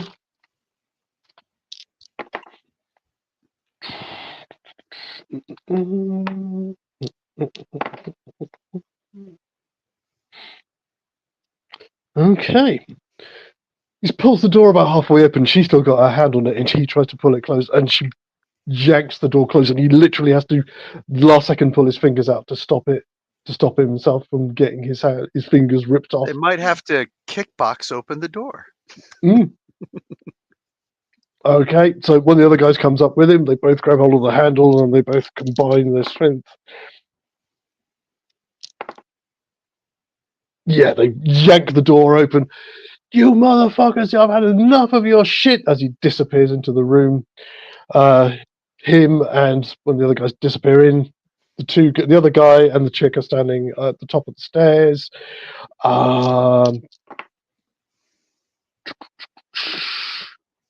There is... oh, jeez, okay.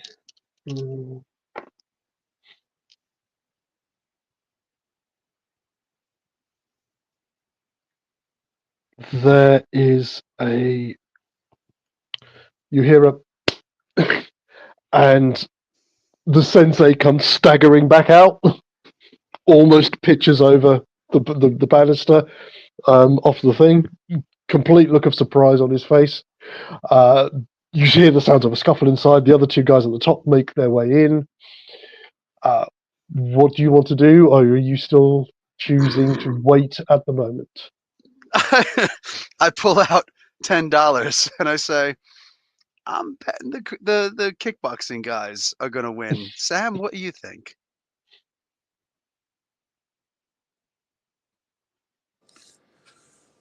If I could borrow $10. No bet, man. No bet. Okay. Yeah, so the sensei, again, he kind of recovers himself and then disappears back through the door. Around the back, it's a little bit further away, but, I mean...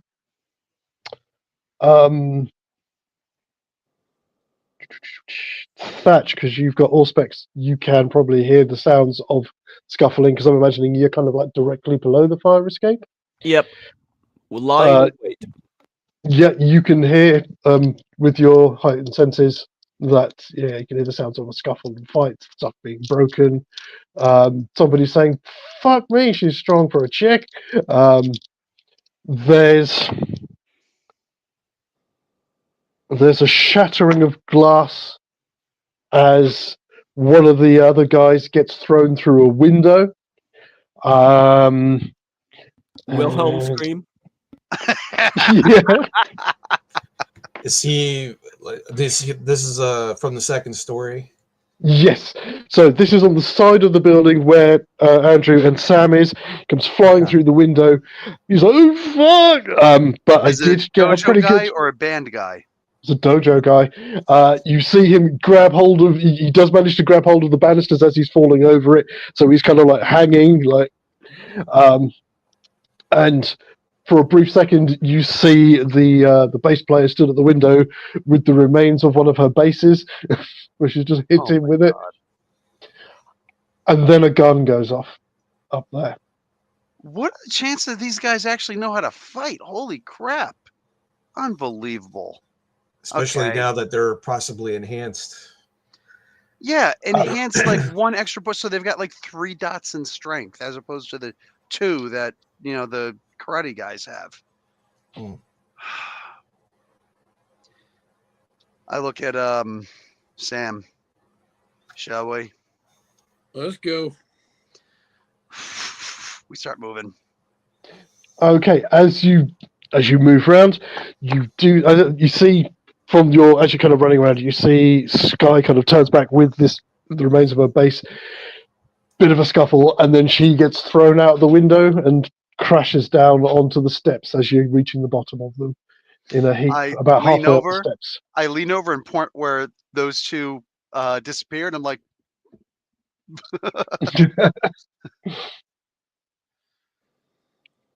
Yeah, we're Okay. we're in the other side of the building. It's not that big of a building. No.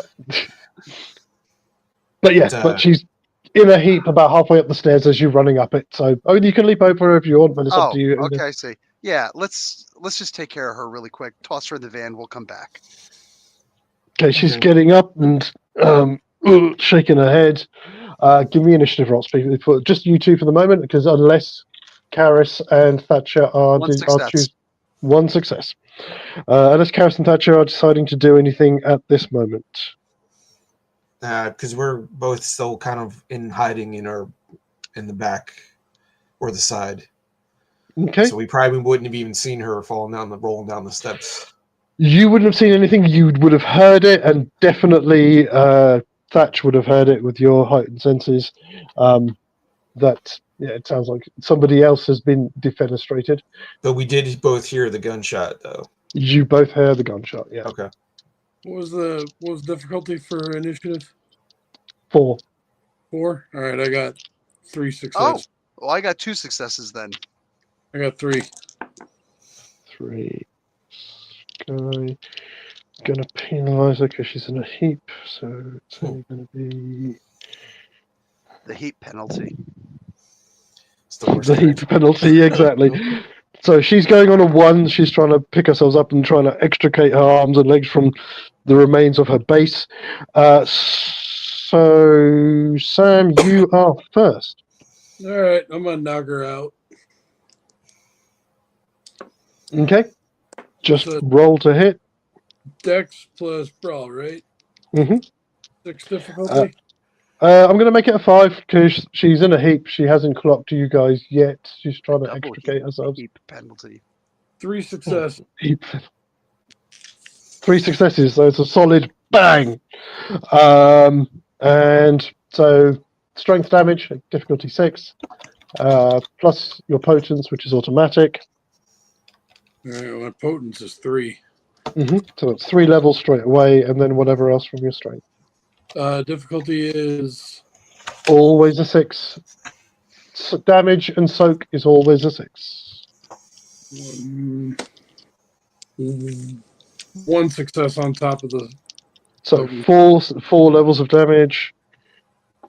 She doesn't say that's 4 levels of damage. That's 1, 2. That puts her straight to wounded. So she's already at -1. So that's -2s.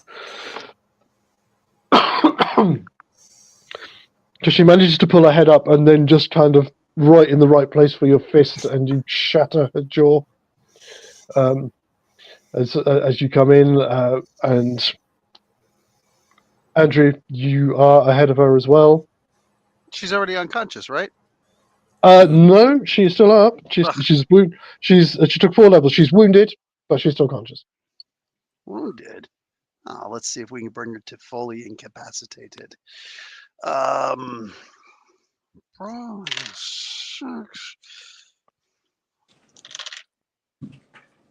have 3 successes for my axe kick. Mm-hmm.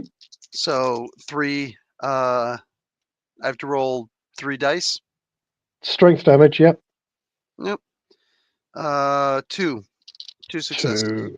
2 successes. So she does soak 1, but that does drop her to mauled. So she's still on -2s.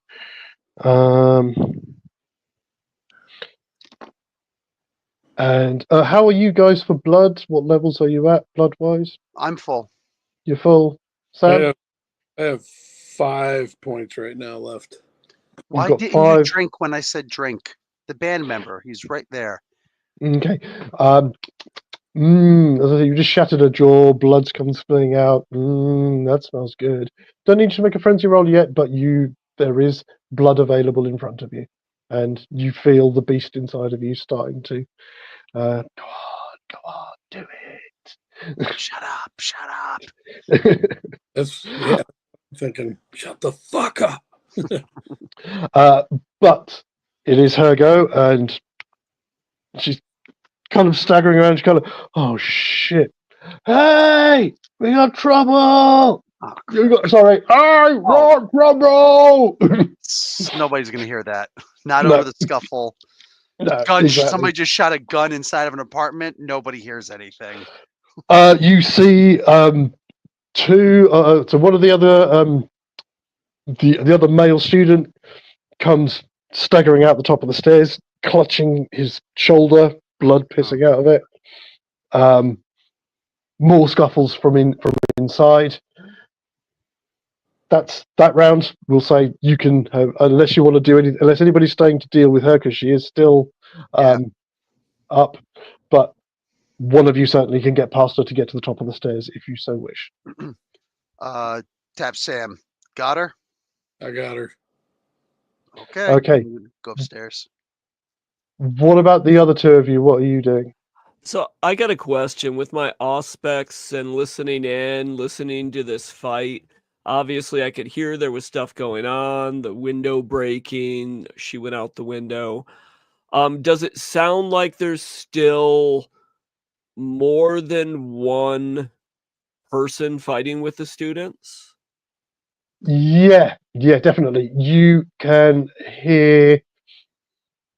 Excuse me 1 second.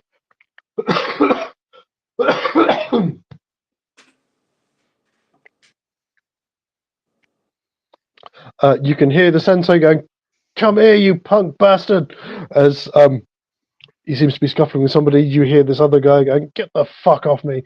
And then further away, you hear this guy with a British accent going, "Are you fucking kidding me, mate?" Laureate's here. And he's firing his gun very quickly. All right. Because When I hear authority. that, I'll kind of say under my breath, that Sabat must be here. And I'll start making my way up the stairs Okay, with my shotgun. nice. Karis, what are you doing? I will. I'll start climbing up the fire escape ladder up the back or the Okay. side, where the orientating is. But I'm still I'm- obfuscated, so it'll be kind of like this dark, shadow moving up the ladder or whatever.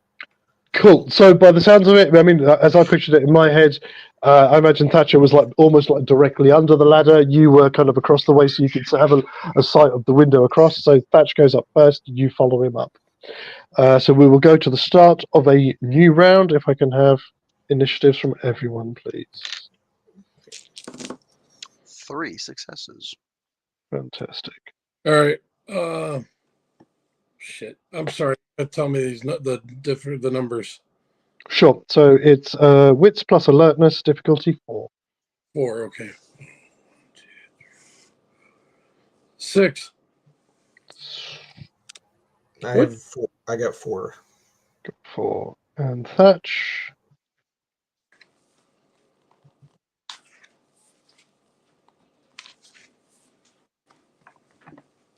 Oh, sorry.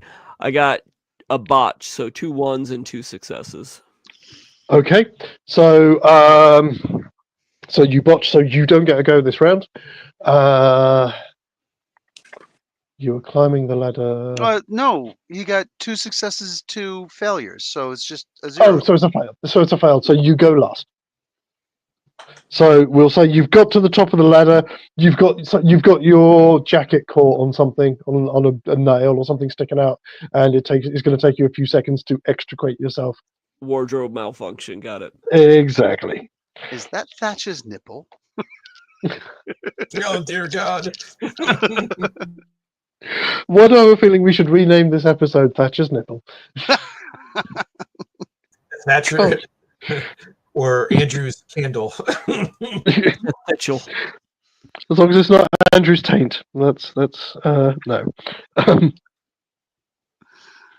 So sorry, I'm just checking. He's downstairs. Vocals was Harley, wasn't it? Harley. I need to pick a roll for him. Lauren, and then Bob.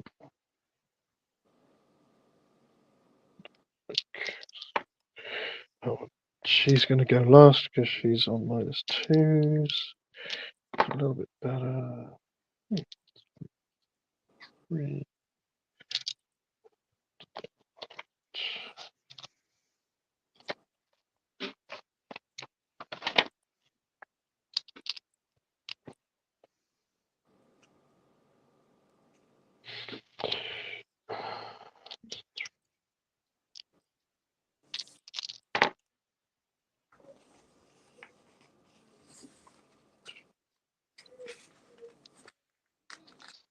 8. Jesus. Okay.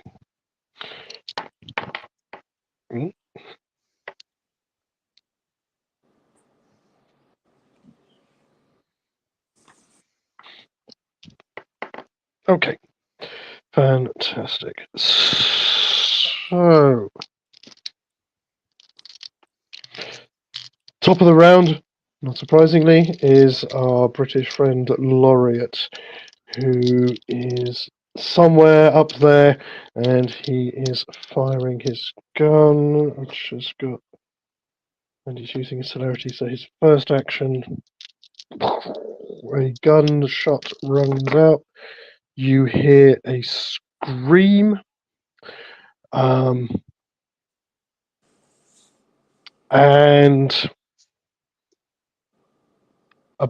again, that window where Sky was thrown out of, you see the female student is staggers up to the window, is staggers back against it, clutching her chest, blood spouting everywhere.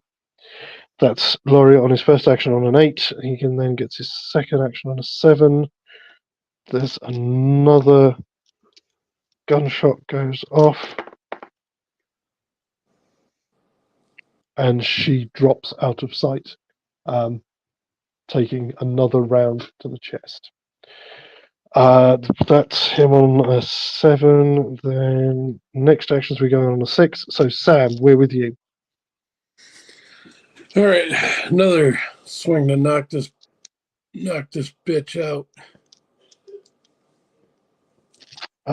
Yep, she's kind of half back on her feet, so she will get a dodge, but she is at minuses because she's already taken a couple of hits. So, okay. Yep, give us a roll. Damn, I got 1 success. That's fine. You hit her. Shit. I didn't get shit on my dodge. She's got 1 dice because of her injuries, and I rolled a 4. So bang.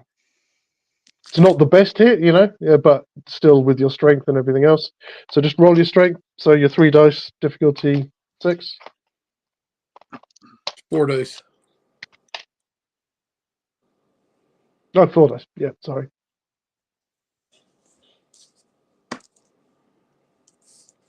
Plus my celerity, or not celerity, potence. It's 4 total. 4 total. Okay. She soaks 2. Oh, perfect. So that drops her to crippled. She's still just about conscious, but she's technically out of the fight. I thought she had taken. I thought she was beyond. I thought she was mauled. Oh yeah, 2. Sorry, you dropped her to incapacitated. Sorry, yeah, she is out cold. Excuse me. It's because I've just written down the minuses, and it's the same minus for mauled and crippled, for mauled and wounded. That's why. Yeah, so she is down. You knock her the fuck out. This is actually the second chick he's knocked out in the same session. Nice. You monster. Oh, look, I think Mother Teresa's crossing the street. Hey, real quick, is anybody looking? I want to observe. The only person, so Andrew's rushed off up the stairs. The only other person who was up there was. No, you're in luck because the other guy who'd taken a shot to the shoulder, he's noticed that his mate is still trying to clamber up back over the banisters, so he's helping him. So neither of them are looking at you at the moment. For this round. I want to take a sip, if you will. Yep. How much do you want to take? What can I take without killing her? She's taken a couple of punches. Nobody's taken anything else. You can take up to 3. Any more than that, and you run the risk of putting her in 3. It would be ideal. Is ideal.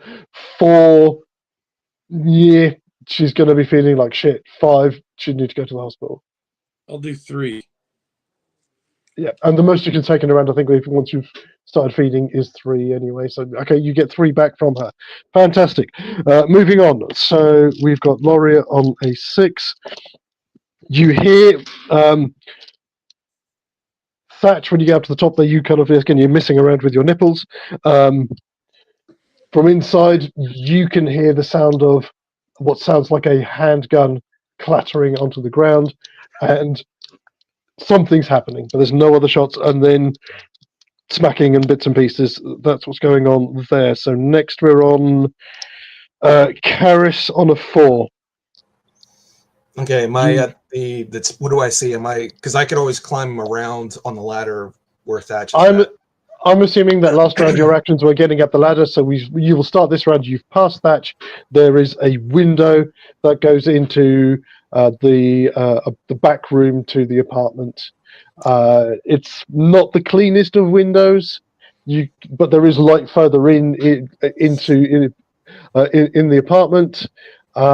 So the window is closed, but you don't know whether it's locked or whatever. But I can't see any part of the scuffle on the inside looking through the window, right? Yeah, the window's a bit grimy. You can see movement, but nothing. It's like somebody's wiped Vaseline over the lens. Mm. Sorry, I should. That's not the analogy I meant to use. I'm sorry. The Vaseline, yeah. Well, I'll try to stealthily open the window, I guess. Yep, yeah, the window is actually unlocked. You can just slide it up. Because I'm still obfuscated, so I'll try and kind of like open the window just enough so that I could kind of creep in. Yeah, so there's a back room. The furniture that's in here is old junk and stuff. There's a door ahead of you to the right hand side of this room, leading to a corridor with a couple of doors off it. Looks like there's a main room at the end of the corridor.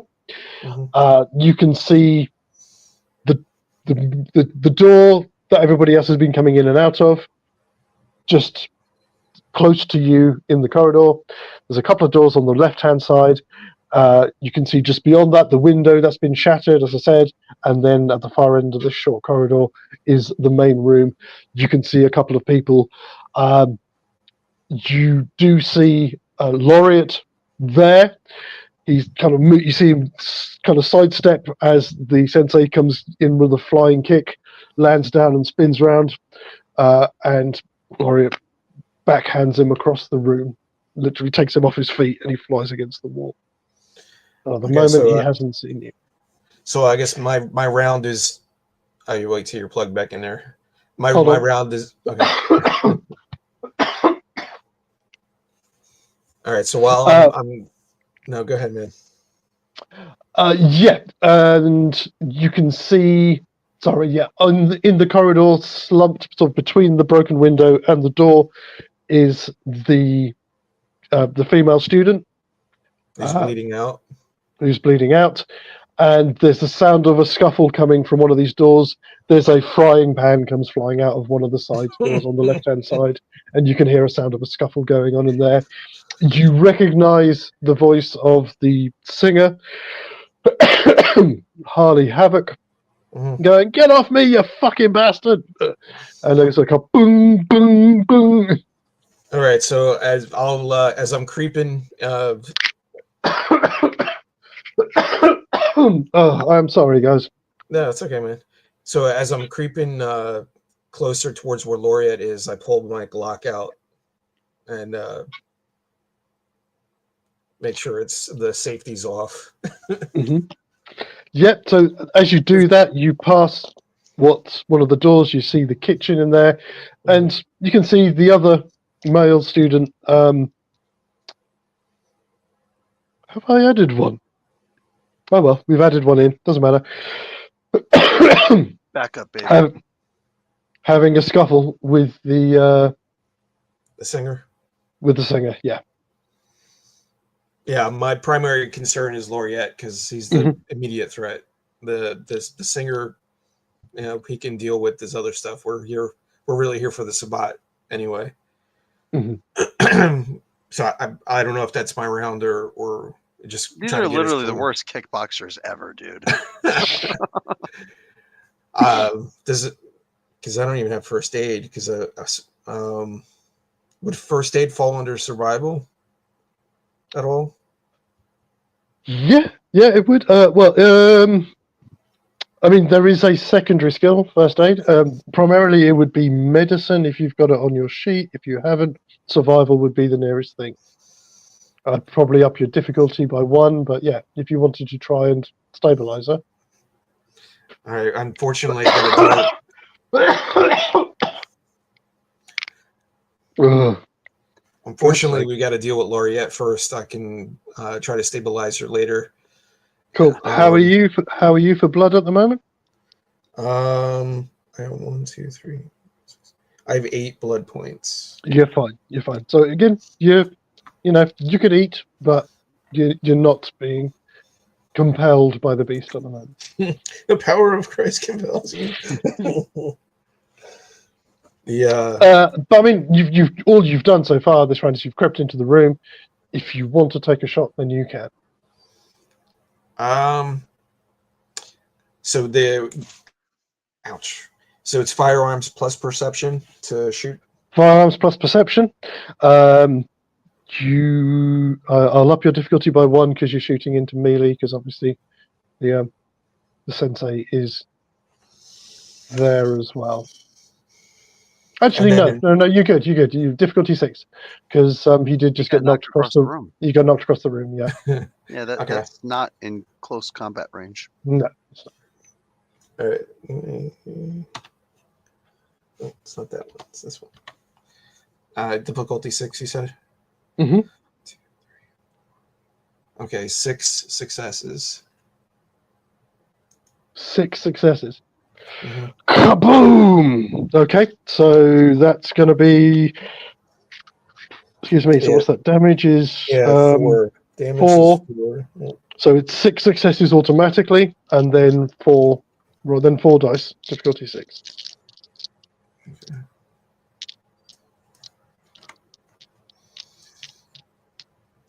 4 successes. So that's 10.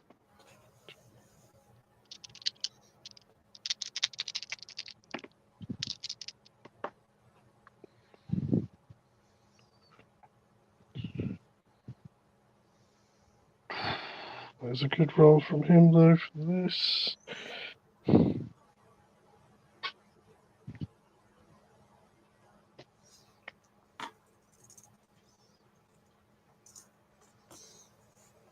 Now, do I lose obfuscate since I attacked, or does he yes, you would do because you didn't say you were going to try and keep it up. Okay. Bearing in mind, though, he is Toreador. He would have seen, he would have seen you anyway with his. And I was gonna use celerity next round anyway. So okay. But where exactly are you shooting him? You got a fucking good hit on him there. I guess wherever's gonna do the most. But you know what? If it doesn't increase the difficulty, and I'm able to shoot him up closer around the throat, because his voice has. If he can't use his voice, then he can't use his charming ability. So if I get around like center mass up closer around where straight through the throat. Yeah. So you shoot him straight in the throat. He staggers back, shocked, looks up, and straight down the corridor, sees you. So basically, like, here's the shadow parts because you see the muzzle flare from the Glock go off. Nice. He said, "Kneecap him, kneecap that bitch, shoot that bitch in the throat." Okay, he's got 1 action left. Yeah. Soon as he sees you, you see kind of shock in his eyes. He turns and runs to the far end of the room and throws himself out the window. Like opposite of where I just came, or just a different? Yeah. Okay. So it would be out the street, so the street side of the building, and the same side where the 2 apprentice guys were hanging out that window. No, this is going to be just right above the sidewalk. Leaps across and latches onto on the other side of the street is the terminus for the tube station. So he's leapt across onto the terminus building, onto the side of it. Across a street. Because the terminus is above the street, so it's like the only kind of bit is because the sidewalk and everything is covered by that. So it's not like it's not like going from one side of the street to the other. It's just from the building to where the terminus building Where is the for the elevated subway. train is. Yeah. I guess. Yeah. Okay. But it's still, it's an impressive leap. Okay. Obviously, you guys who are coming up the side of the building, I mean, we're going to come to you next, Andrew. This will be happening. I mean, you will see this as you come into the building. You'll see Karis appear, kind of crouched in the corridor ahead of you, next to this chick on the ground. You've just heard the shot, and you'll see Laureate leap out across the window.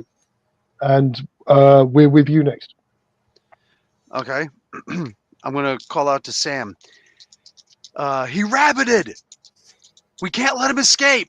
And I'm going to, this sucks. I have no way of getting over there. So I'm going to have to pull out my Colt Viper, and I'm going to have to take a shot at him. Okay. So that's perception and firearms. Perception and firearms. I'm going to drop a willpower also. Okay. Yeah. Do it. You can see him trying to kind of like. So that is 4 successes, including 4 successes? the +1. Yes. Fantastic. Yeah, a 9, an 8, and a 0. So, hell yeah. You see him kind of scrambling up to try and get onto the roof of the building across the way. As you hit him, give me a roll for damage. Okay. Come on. There we go. Damage is 5. 5. Okay. So I've got soak 5. So it says on here damage is 5. I forget how to do this. Do I have to roll also? So the damage. So the 5. Sorry. How many successes did you get? 5. I got 4 successes. Well, So those are one automatic. So 3 rolls of success, 1 automatic success. So that damage is automatic, and then you roll 5 dice for the weapons damage. Okay. And gotcha.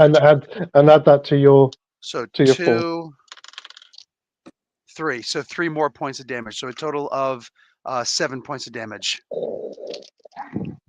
Okay. Ooh. Yeah, that little boy's got kick. And let me kill a willpower. Okay. Well done. Does he drop? You see him flop up onto the roof of the building, but it's like he flops onto the roof of the building. Yeah. It's not like he rolls or anything. It's I literally scream out, Sam! Start like pointing. He's up top. Oh, well, when the initiative comes up. So in the apartment building again, you can now hear this crashing. As you've just taken the shot, you see the singer staggers out of the kitchen against the wall, shaking his head, still holding a saucepan. But yeah, it looks like he's just taken a kick to the face. And somewhere in the kitchen, looking a bit bloody and a little bit surprised, is the other student who's got a black belt. He's like, "Whoa," standing there. Okay, that's not how kickboxing works, but okay. I've never done kickboxing. I've only done Tai Chi, Judo, and a little bit of karate, but that was a long time ago. Oh, so at least one manly thing. Okay, good. Like that, right? Like Thai kickboxing, right? It's like a stance. More like...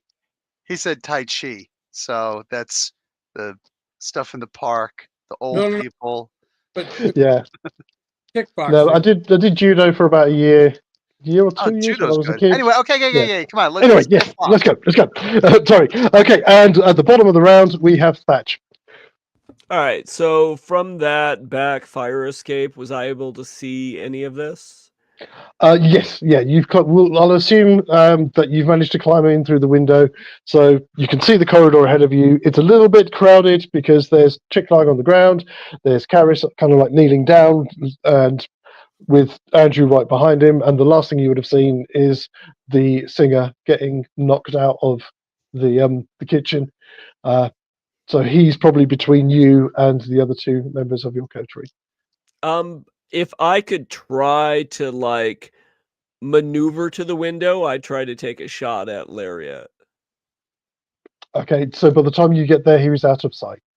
Okay. Yeah, And because there's like I three was people in assuming between you. I was assuming I was probably back on the fire escape. I wasn't sure if there's any visibility to this area from the fire escape. No. That it's up to you. You can, but again, you probably wouldn't get a chance to do that this round. You could take the rest of the fire escape up onto the roof, but then then cross the roof so that you're in position next round. That's an option. Yeah, I think I'd probably do that then. I'd go up to the roof and try to position myself so I could get a bird's eye view in order to, if he's still up and he's moving, I could try to take a shot at him. Okay, so that'll be you for this round. You scramble up onto the roof. Sure. Okay. Clouds scudding overhead. Do you imagine Thatch is the kind of guy who would have watched like loads of like kung fu films? I don't think I would have seen much kung fu. Okay. I was just wondering if maybe everything at this moment is kind of playing out like Well, maybe like a John Woo movie. I'm seeing a lot of doves. Yes. Nice. Very nice. And I think that was you at the bottom of the round, so we're back to the top. Sammy. Can I have initiatives from everyone, please? Sam, celerity. I got a 3. Yes. So that's a blood point, right? That's a blood point, and obviously you add your rating in celerity to whatever you roll for your initiative. I don't roll the celerity, right? You don't roll the celerity, just add your rating to whatever you roll for the other bits. You said my bits. I got a 5, and I'm also using celerity. I got a 4. Check it out. I got 8. Wow. Oh. And having a celerity of 3 means I got 3 goes at this motherfucker. Yeah. And your fastest. 4 goes because you've got your 4 goes because you've got an action as well, haven't you? So you get your normal action that you'd get plus an extra action for each dot in celerity. You're right. I got 4 goes at this piece of motherfucker. Okay. So we're not going to worry about that. Laureate ain't shit, but hose and trick. Well said.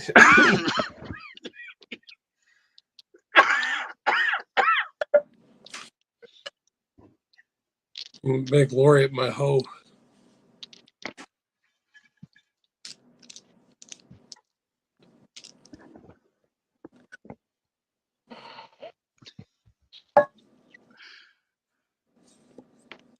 Okay, so not surprisingly, Sam, we're with you first year, about halfway up the stairs. He's across, you're so kind of round the corner and on the other side. So first action on an 8. What do you want to do? G17, baby. You do not have line of sight of him on him at the moment. He is, from what you can imagine, here's the building. You're up the side here. Street is here, and across is where the building is for the terminus for the elevated train. He is on the roof over here. So you're going to have to either get up onto the roof of this building or around. Obviously, you're moving a lot faster because of your celerity. So all I got to do is in the corner, right? I do also need you now to make me a perception plus alertness roll. This is separate to everything else. I just need perception plus alertness roll. In fact, anybody who is in sight of a window on this side of the building can make me a perception plus alertness. What's the difficulty? Would I make one from the roof? Yes, absolutely. 2 successes.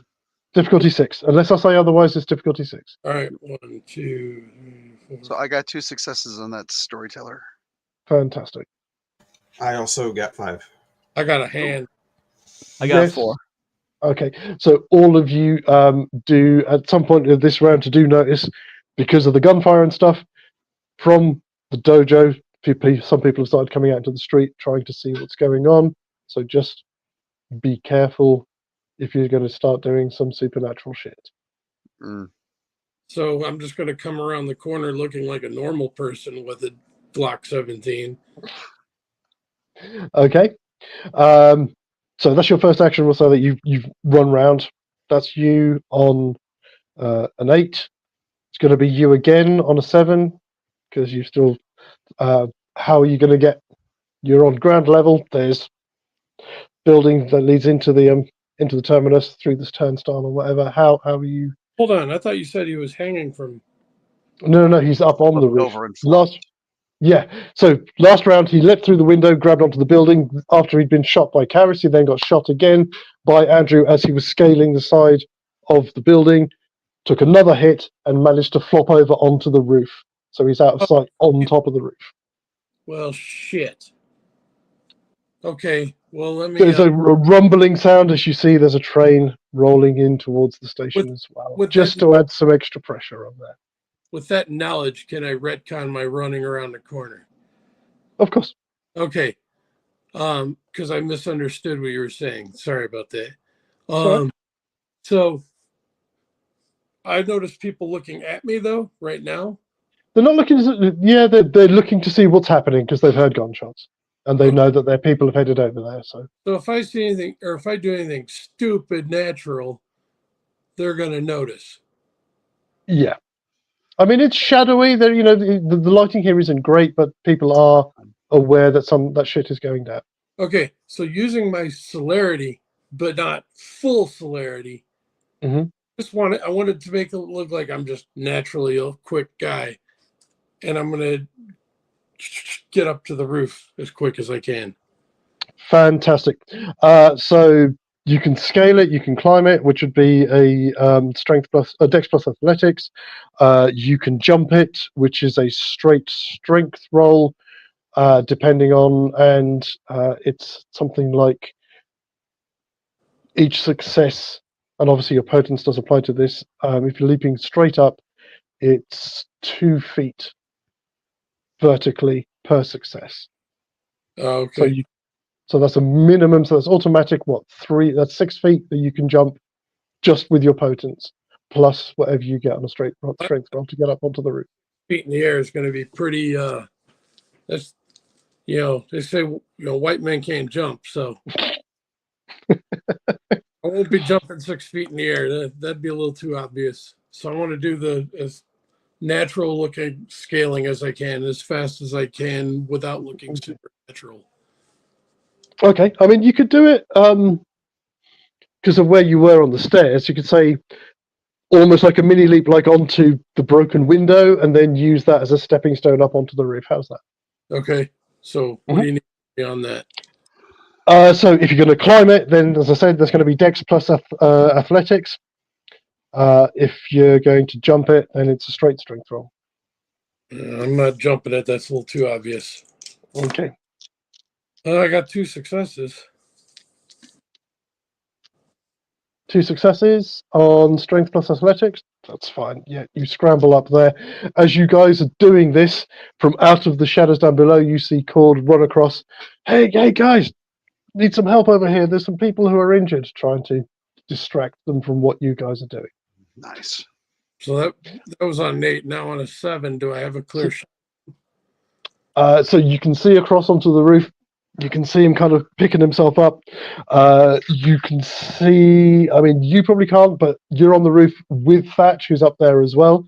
He's kind of like looking around at pigeons or doves that aren't actually there. But if Thatch was so inclined to be looking that direction, you can see from the back of his neck where the bullet had gone through, where Karis had shot him, that wound is starting to heal. So I'm gonna take a shot at him. Fantastic.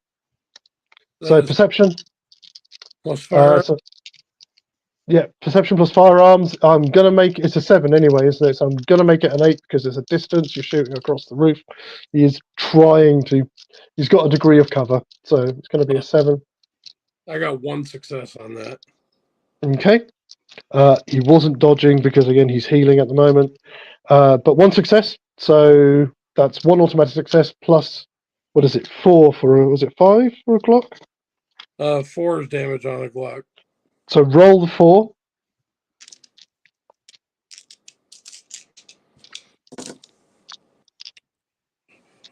And difficulty on that is Is 6. 6. Okay. So Yeah, I 'cause have it's damage. 2 more successes, so it's 3 total, right? 3 total. You definitely hit him. Did it do anything? You saw from his shirt where you kind of clipped him, but he hits the deck and starts across the roof. So that was you on 7, or was you on 7? We're now on him on a 6. Yeah, he's snaking his way across the roof, trying to keep low out of sight. That's his first action on a 6. On a 5, Karis, we're with you. All right, so I saw him leap out of the window onto the roof. Mm-hmm. And celerity doesn't increase my jumping distance, right? You said It's based on strength. If you've got to run up, then it's for each success on a strength feat, it's 5 feet. 5 feet? Yeah, I'm pretty sure it's 5.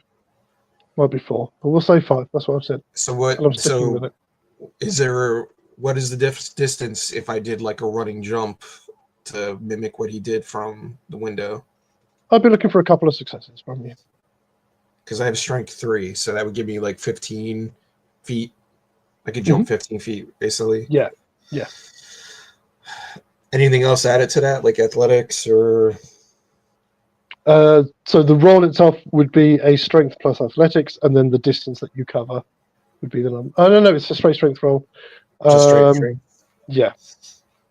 What I'm saying is 15 feet enough? Easily. I mean, you can throw a willpower in. That would be another 5. Okay, I'll do that then. Mm-hmm. All right, so there's 5 feet. Okay, let's see. And difficulty 6? Yes. Yeah. All right, so good. 2 more successes. So I jump 15 feet. I run and dive out the window, following him onto the roof of the elevated train terminal. Fantastic. So you're up onto the thing and you're scrambling your way up. So that's your first action on 5. Yeah. So we're now down to 4s. So you're across on the building. We'll come back to you in a second because it's going to be Thatch next, whose normal thing is on a 4. Okay, I guess I would probably move to the edge of the rooftop and try to get a bead on Lariat to see if I can fire off a shot. Okay. It looks as all of this is going on, you've seen there's a train just pulled into the station, and he's trying to stay as low as he can, trying to make his way across the roof to drop himself down on top of the train, it looks like. Yeah, so I think I would probably try to shoot him with my Glock. Okay. So he's healed some of his damage, so I am going to give him a dodge on this one. I don't know how good his dodge is. It's not bad.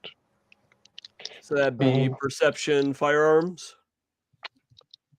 Perception plus firearms. Difficulty 6. Oh no, it's a 7 for you, isn't it? Anyway, for the block and then 7. I'm going to go ahead and use a willpower to give me 1 automatic success. Fantastic. He's going to use a willpower as well. So I've got 2 on my dodge. All right. So I got my automatic success plus 2 more successes. Fantastic. So he tries to dodge out the way, but he zigs when he should have zagged and roll damage. All right. So let's see. Damage looks like is 4, so I'll roll 4 dice. Yep, and then the 3 from your successes is automatic. All right. And then what am I looking for on my roll? So damage rolls are always 6. All right, 6. So 1, 2. So I got 2 plus my 3 successes, so a total of 5. Total of 5.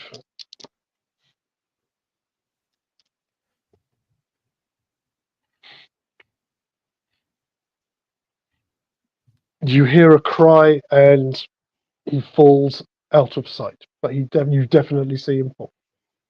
He's still on the roof somewhere, but he's currently out of sight. I'll call out his position just so other people know where he fell. Cool. So that was you first on a 4. Sam, we're with you next. Have you still got actions? I have 2 left. Yep. So obviously, up to you. You can try and jump across onto the roof if you want, or what do you want to do? You can see Karis scaling the side of the building. So my odds of being seen are try not to Don't worry about it. Try not to get caught doing this, but if I move quick enough, I'm already using my celerity, so maybe they won't even notice. All right, let me make the leap. Okay. So strength roll. You should do it easily with your potence as well. So Do I roll the potence or just adds? you don't roll the potence. That's automatic. So minimum you can do is 15 feet. Okay, so 2 more successes, so that's 5 successes. So you bound across and land, superhero landing on the roof. We'll say there's part of the heating unit that's on the roof here, which stands quite proud of the roof. And just around the back, you can see Laureate lying on his back. Obviously, his chest isn't going, but he's just staring up into the night. He's got one hand clutching his chest, trying to get back to his feet. That was you. That was you on a 4. Karis, you've got an action on a 4. So is that just me climbing onto the roof, or yeah, that's fine. Yeah, you scale your way up onto the roof. Okay. Just Dex plus athletics, please, just so you don't fall.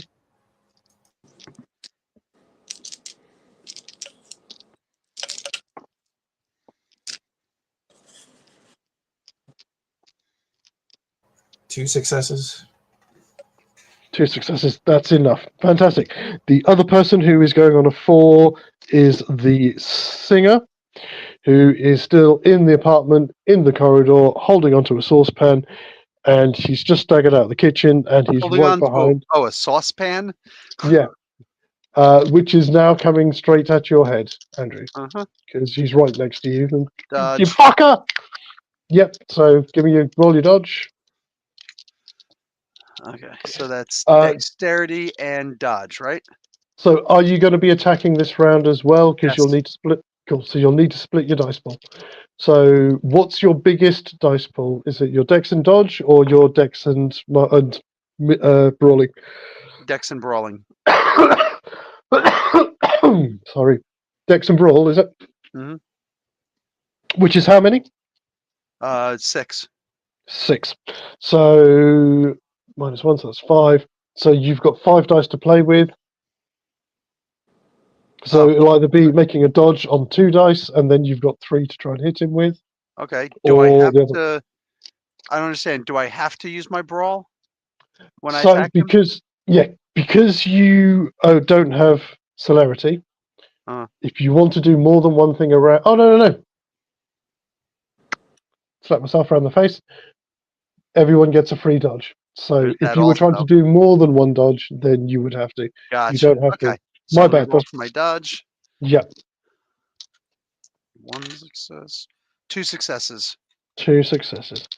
So here's this dex. Great. He's got a couple of dots in brawl.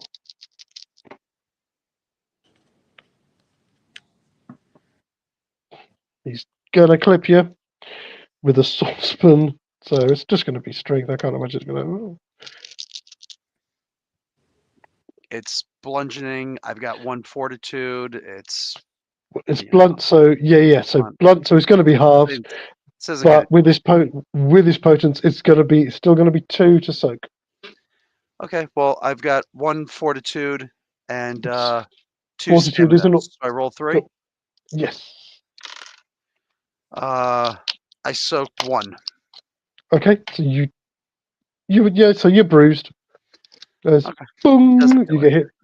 Yeah, It's nothing. but then it's your go. Okay. I am going to Serpentis him. Okay. Cool. And I can't do anything else this round, right?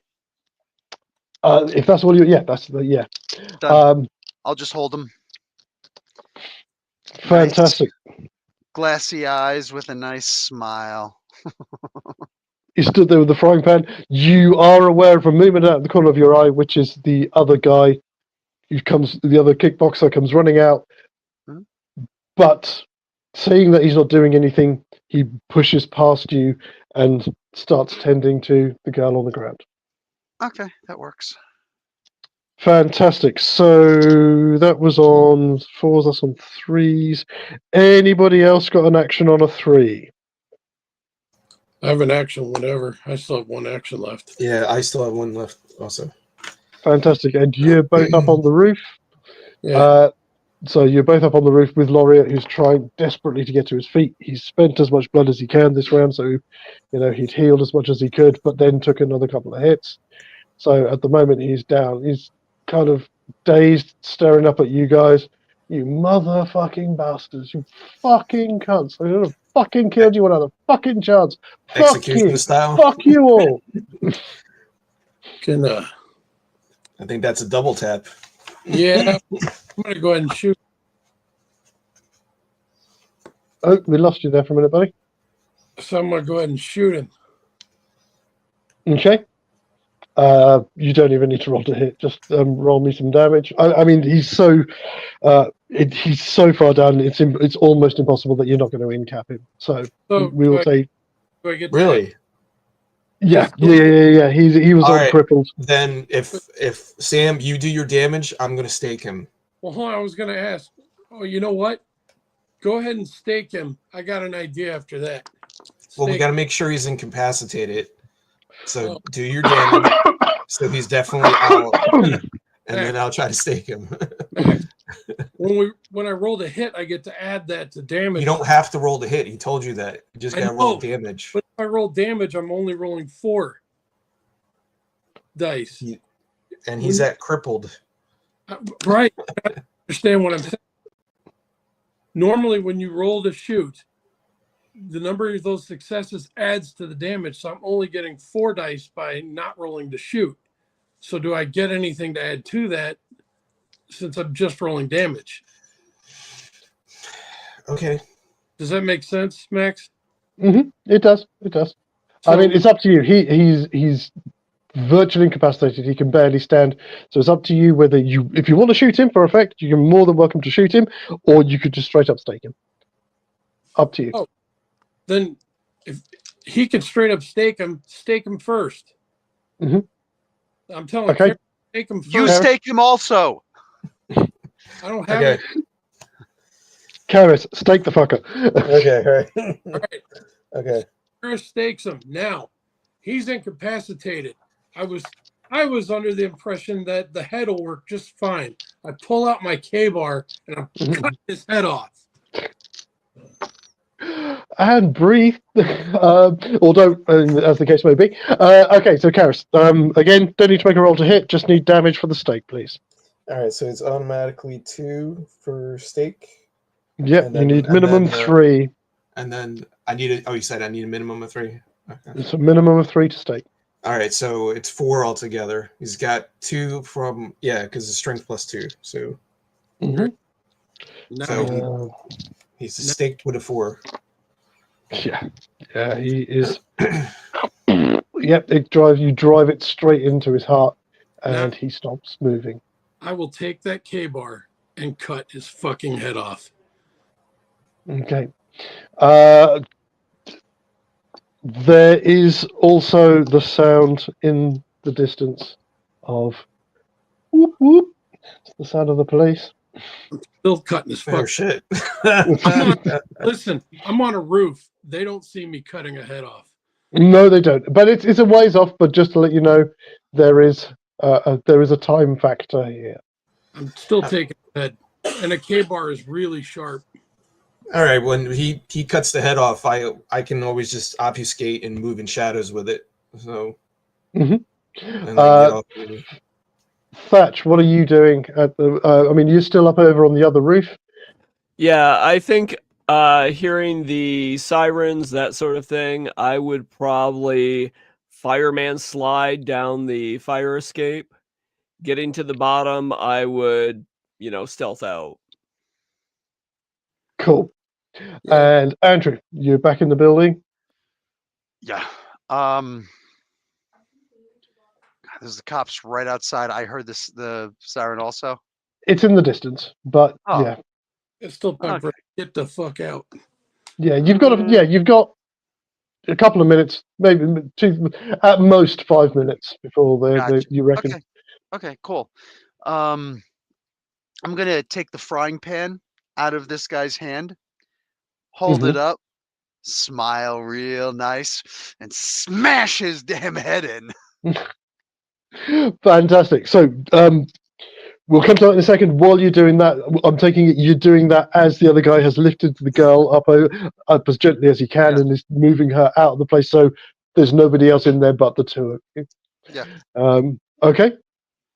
Okay. So what am I rolling? Just roll for damage. Again, he can't do anything. He's you Okay. know what? Cool. That's 3. Another 8, 9, and 10. Interesting. Nice. So he'd already taken a couple of hits from the other guy. And that's just my strength. There's an extra point for using an iron skillet. Yes, absolutely.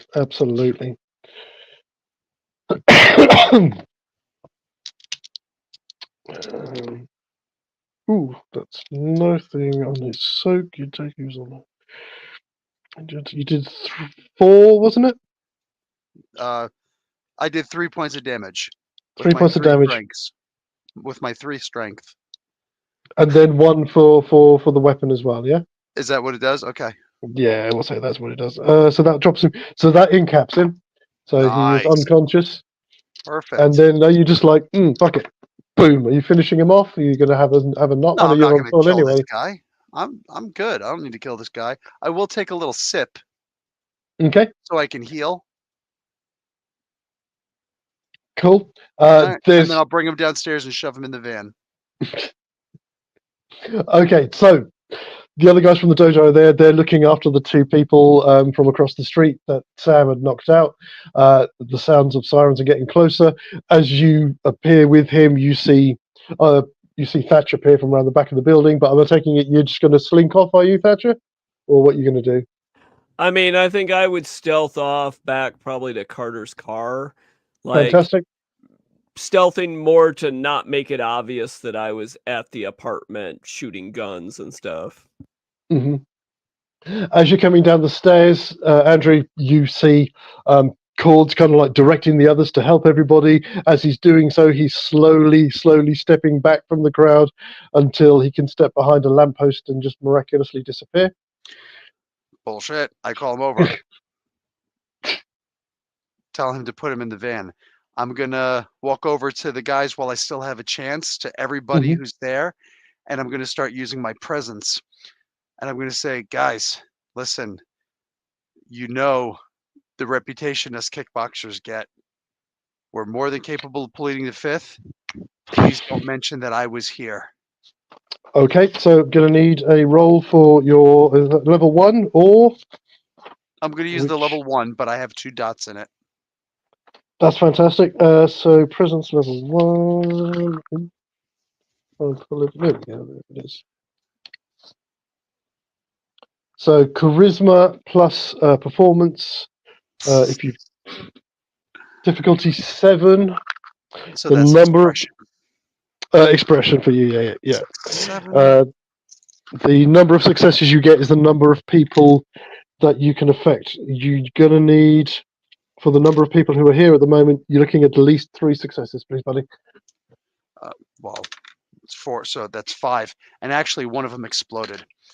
So Fantastic. So that's everybody in the vampire's immediate vicinity. Awesome. So, yeah. So everybody, Well just done. good guys, bad guys, everything. Just guys, please don't mention my name. Don't mention I was here. I appreciate it. Hey, we got to give these guys a bloody nose. Fucking, get yourself out of here. What you guys did was you just saved the city from these cretins. Hey, get yourself out of here, man. We got this. Boom. A little pound it. All right. Cord is good at driving? Yeah. Cord. Some fool popped the tires on here, but we've got 3 guys in the back. We need to get back to Carter's place. Could you drive this thing with the 4 flat tires? Yeah, no worries at all. Leave it with us. Yeah. Actually, try not to get a speeding ticket, eh? Shit, I haven't had one of those since I was in London, and that was 50 years ago. Right. Okay, so Sam and Karis, are you making your own way back to Carter's car, or what are you doing? Yeah. Oh yeah. Cord, we're gonna need your keys for the car. Mm-hmm. Yep, he hands them over. We got a GTFO. Yes, we do. Oh, and I already dropped another blood point to stay coming back down off the roof with a head in tow. Max, I'm gonna take that K-bar and yep. Wipe off any fingerprints,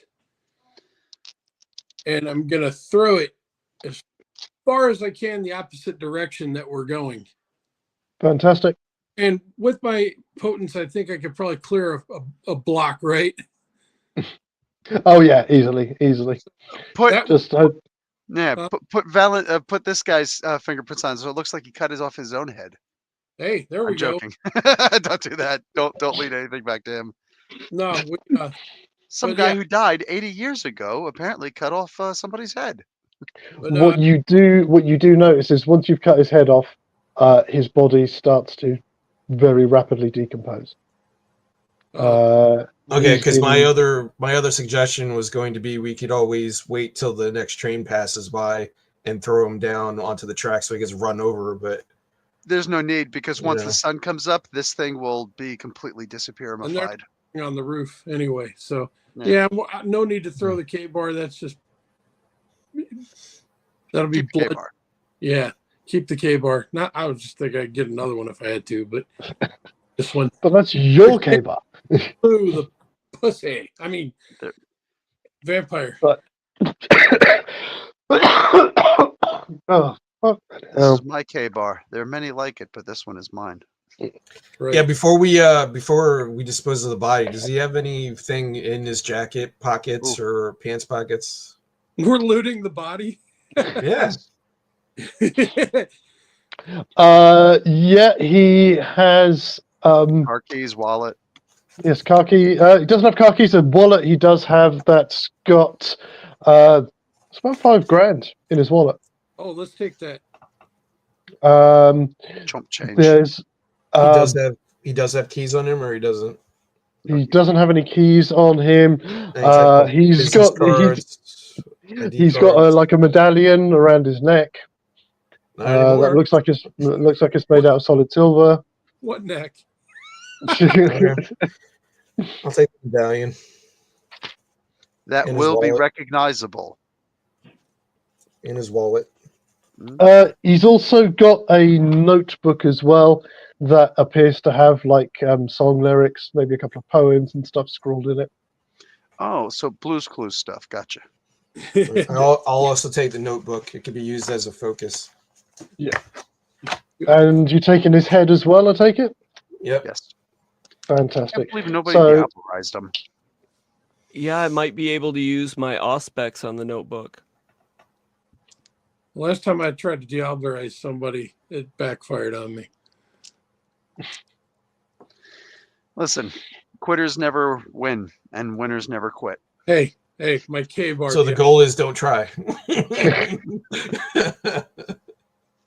But yeah, so you guys scoot away, and between you get picked up.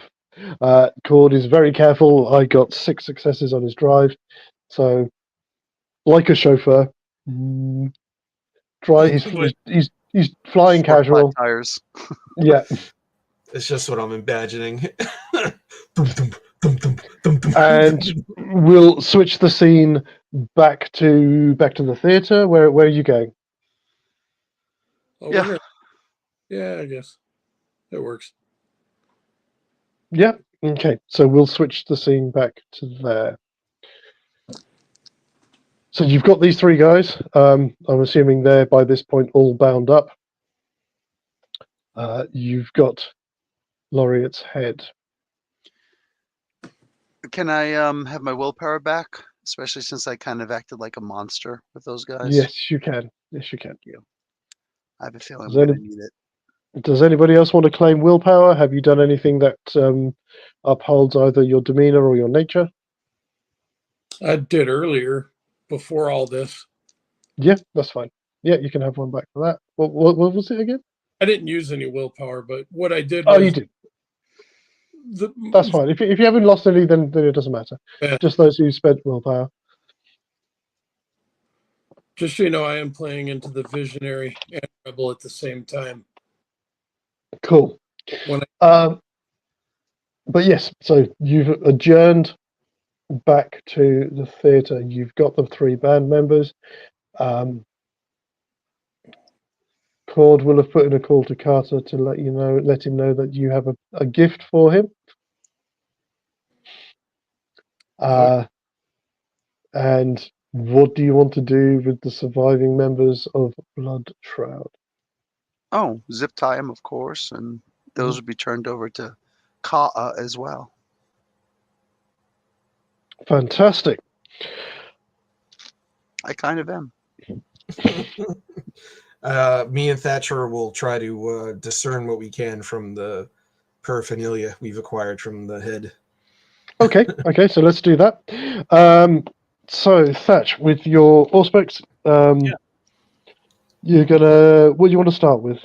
I think I'd like to start with the notebook. That's clearly something that's personal, of importance to him.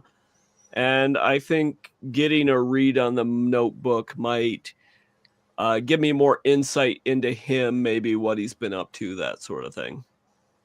Okay, so that's going to be perception plus empathy. You're right, it is quite personal. We'll make it a 6.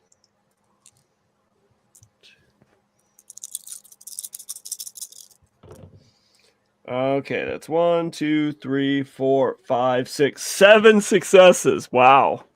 Nice. That's all. Jeez. That's everything. You discover he's bad at writing songs. Listen, even if there's nothing there, you better make something up. Used to be I'm going to have to now, yeah. So he finds his lair. Nice. So the flashes and the images that you're getting actually extend back to even before it was his. Sitting on a shelf somewhere in a stationery store, you can see like a price tag on it that's in pounds, not in dollars. Pair of hands taking it off the shelf, but it's dark, so whoever took this stole it. You also get images of another figure with speaking with a British accent. This guy who's speaking is a lot more. His accent is a lot more refined. Gifting it to Laureate. The music in the background is late 70s, early 80s. And it's a gift. It seems like the impression that you're getting, it was a gift from sire to child. Ooh. to, fill this book up with, all of the wonderful things that your vampire eyes and senses can now discern. You then the scene kind of shifts. You're not sure. It's sometime later. There's an argument between these two figures. One of them from the voice, and it's like you're in the back pocket, if you like. That's where there's more the audio. But one of them is definitely Laureate. The other one, it sounds like his sire. They're arguing. There's a scuffle, and everything goes dark. The general history you get is that this was a gift from his sire. At some point, when it seems like what he was originally going to be. It doesn't sound like he was going to be a Camarilla vampire. It sounds like possibly an Anarch. And at one point, he was seduced by the idea of the Sabbat, which brought him into confrontation with his sire. You're not sure. There was definitely a fight. But there's not enough there to tell you whether or not he destroyed his sire. But then, something similar to, the other guys will be able to tell you more about it. You never actually properly went through this. But there's the full creation rites of the Sabbat, so being buried alive, having to dig his way out of a grave to destroy his humanity to become a member of the Sabbat. And then there's a range of different events and instances in the years. There's a period where you're aware of the motion of the waves as he takes the journey from England to the States. Some of the other voices, again, some of the impressions you get as well are you recognize voices. You recognize at some point later on in this the voice of Pastor Harry and other people and some of the other members of the Sabbath that you've encountered. But it was definitely something personal to him. Flashes as well of concerts where he was performing with his band, and bits where you get the sense that he was really excited about the lyrics and stuff that he was writing down for a new song. Things like this. I'll go ahead and relay all that to Karis, since Karis is here with me, kind of investigating, sort of piecing together this guy. And you never were seen an actual image of his sire's face. You couldn't make any of that out, right? With a 7, I'd say you could. You saw an English guy, average height, with shoulder length brown hair, not particularly physically robust, but certainly his hairstyle. If you know anything, his hairstyle looked like maybe late Victorian, early 20th century. And I imagine he spoke with more of a old English accent. Yeah. We'll say just for actually that's quite nice. In one of the little snippets of scenes that you see, there's this guy standing in a room, playing the violin. Okay. And playing it very well. Can you? Does it cost him any blood points to use this ability? I don't believe it does. Don't think so. Because I was going to say, you might as well try to get something from the necklace and from the wallet. As we sift through the wallet, if there's ID cards or membership cards to places, club cards. Yeah, no, it doesn't cost any blood. But if you want to give it a go. Yeah, see if you pick up anything from the necklace, and then as I'm going through the wallet, I'm basically, most of the stuff's going in the trash, but, things like club cards or, cards that you would get that were kind of small circulars to different clubs that promoters on the street promoters will hand you, like, oh, come to our club, blah, blah, blah. Where he's been, where he's going, yeah. I think the necklace probably would have the most meaning to him too, so that would be definitely worth getting a read on. Sorry, excuse me, guys.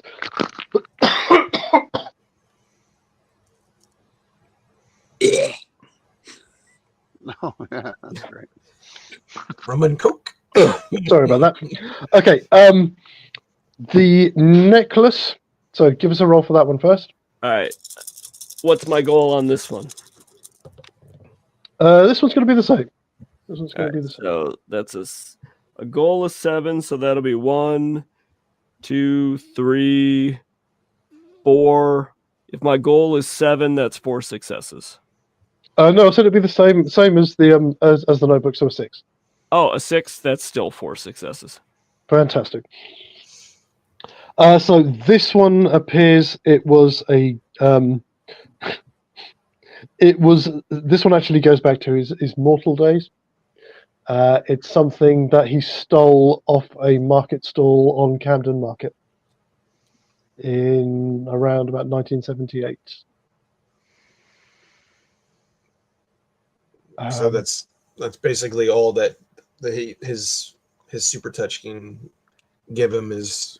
Yeah, and again, it's anything else that you get from it just reinforces a lot of the stuff that you got from the notebook. From the notebook. Like And maybe nothing. he wore it to a special event or special occasions, or did he wear it just like all the time?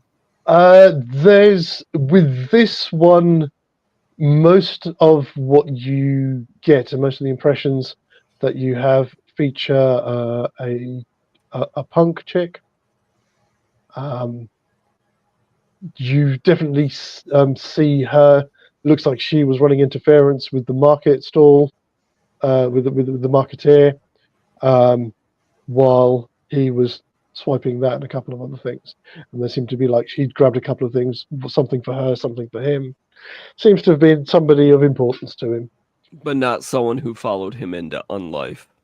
Not that you can see. Not seemingly. And anything in the wallet, like I described. In the wallet, there's cash. There's a fake ID. It's clearly a fake ID. Ooh. And there is a card with the name of a club in Atlantic City, with a date in about a week's time. A week Suggesting from we've now? obviously- What? Yeah. It looks like the suggestion is that maybe they'd booked a gig in Atlantic City in about a week's time. That could be worth checking out because they may have booked the gig because of something else the Sabbat have planned in case they're going to that town for dual purposes. So I'll try to get a read on the card. Okay, give us a roll. Okay. There's less of a connection for this one, so the difficulty is going to be higher. It's going to be an 8. Okay. With it being an 8, that is only 2 successes. Okay. So you get an image of him making a note on the car. It sounds like he's on the phone at the time going, yeah, we'll be there. No, this is great, mate. Yeah, this is fantastic. Cheers. And you get a sense of relief.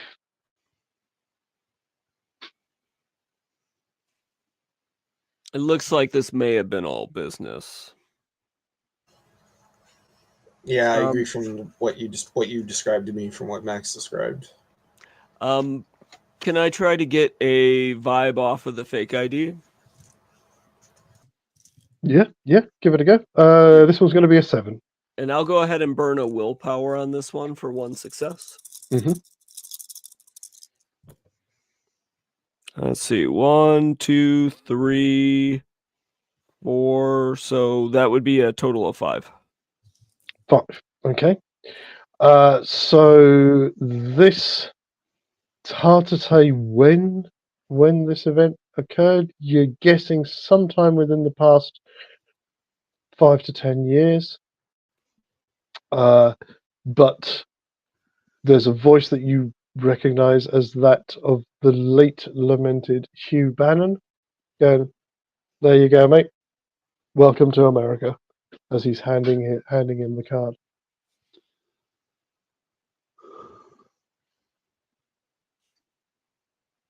Do I get any sort of sense that he used this alternate identity for like any certain purposes, or just in general, or? It feels more just in general. Certainly, yes, mostly general purposes, but also to help him maintain a level of cover whilst operating in New York. Certainly, it seems to have had more use in the past couple of years since the Sabbat were ousted from New York.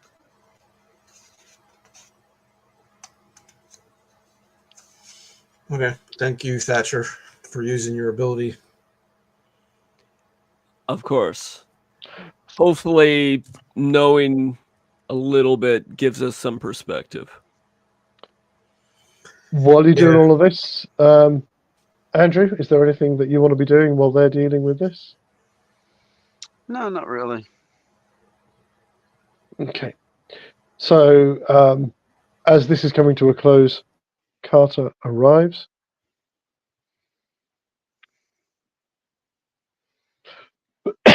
He kind of looks over the guys. I take it they're all trussed up, hoods over their heads and stuff, so they can't see what's happening. Mm-hmm. And congratulations, this is fantastic. I understand though that Laureate didn't survive the encounter, but Cord mentions that you have a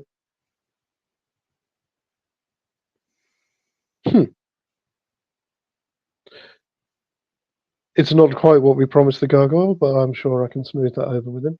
I haven't been a lawyer for almost 70 years for nothing. The more we Well learn done. about Joe. Well done, gentlemen. This is excellent work. And Cord tells me that it seems like there should be little to no comeback from the authorities. Be surprised if there was any. I'm sure I can make sure that there's nothing that will implicate any of you.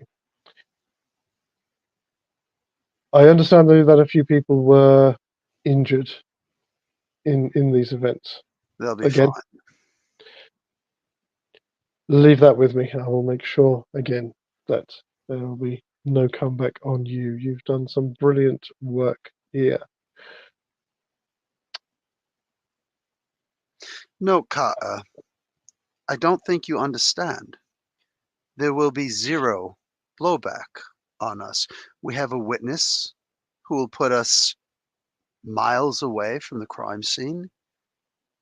I've already had a conversation with them and used some of the disciplines that I'd learned to make sure that they're not going to say any of our names. There'll be no reason for anything to come back. All of us handled this. The body has been hidden. Oh no! I am very pleased, Andrew. You can quite literally go and sit down on your laureate or anything else that you'd like to sit on. We've handled it. So I understand you were mad this vampire morning. Well, as we're about to bed down, I hope you understand that when we have a bit more guidance, we're not going to stray. And as far as the blood bonding, any step, we don't think that will be necessary. Everything else you said, we're okay with. In fact, we look forward to trying to please you more. But a blood bonding seems a bit extreme for one little mistake that, let's face it, no matter how unlittle it is, you see what we're capable of. and mistakes happen. Mistakes do happen, and yes, you have very much taken my seventh tradition to heart and proven that in what you've done here this evening. The request to have you each drink from somebody was not from me. That was a unanimous decision, or a unanimous decision aside from myself, from my fellows in the Primogen. Well, I'm more than happy I to drink suggested from myself. I said that they should drink from me as your mentor. They'd wanted you to drink from them. But I will see what I can do on that score. As to this, I am very, very pleased. You have all done very well. Congratulations, gentlemen. The only thing that remains to be dealt with is your friends here from the band, and I personally think that they have been more trouble than they are worth.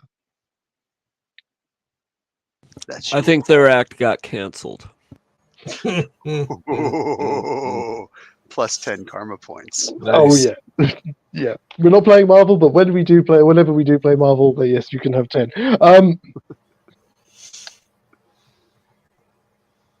I think their act should be cancelled permanently. I trust I can leave this in your hands. Is this going to reduce our humanity, storyteller?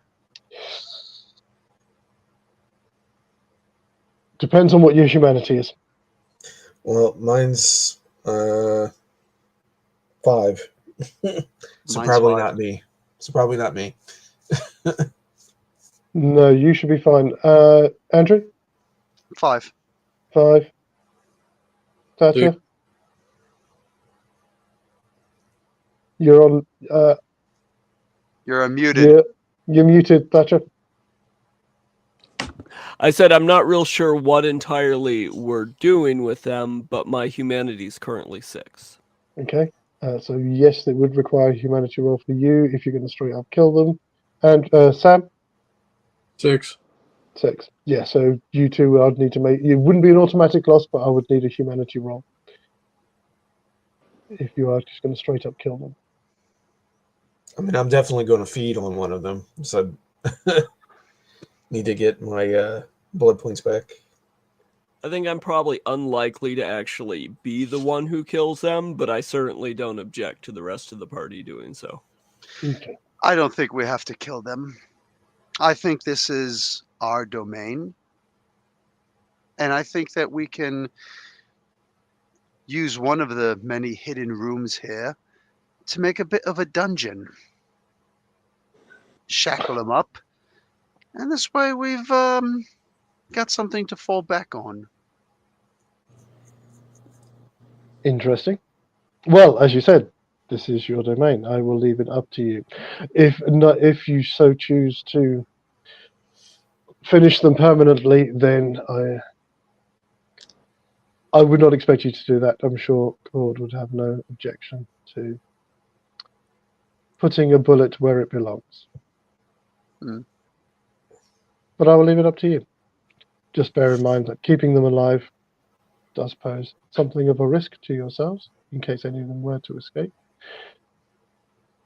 I understand that Laureate had turned them into ghouls. That should work itself out of their system within the next few weeks.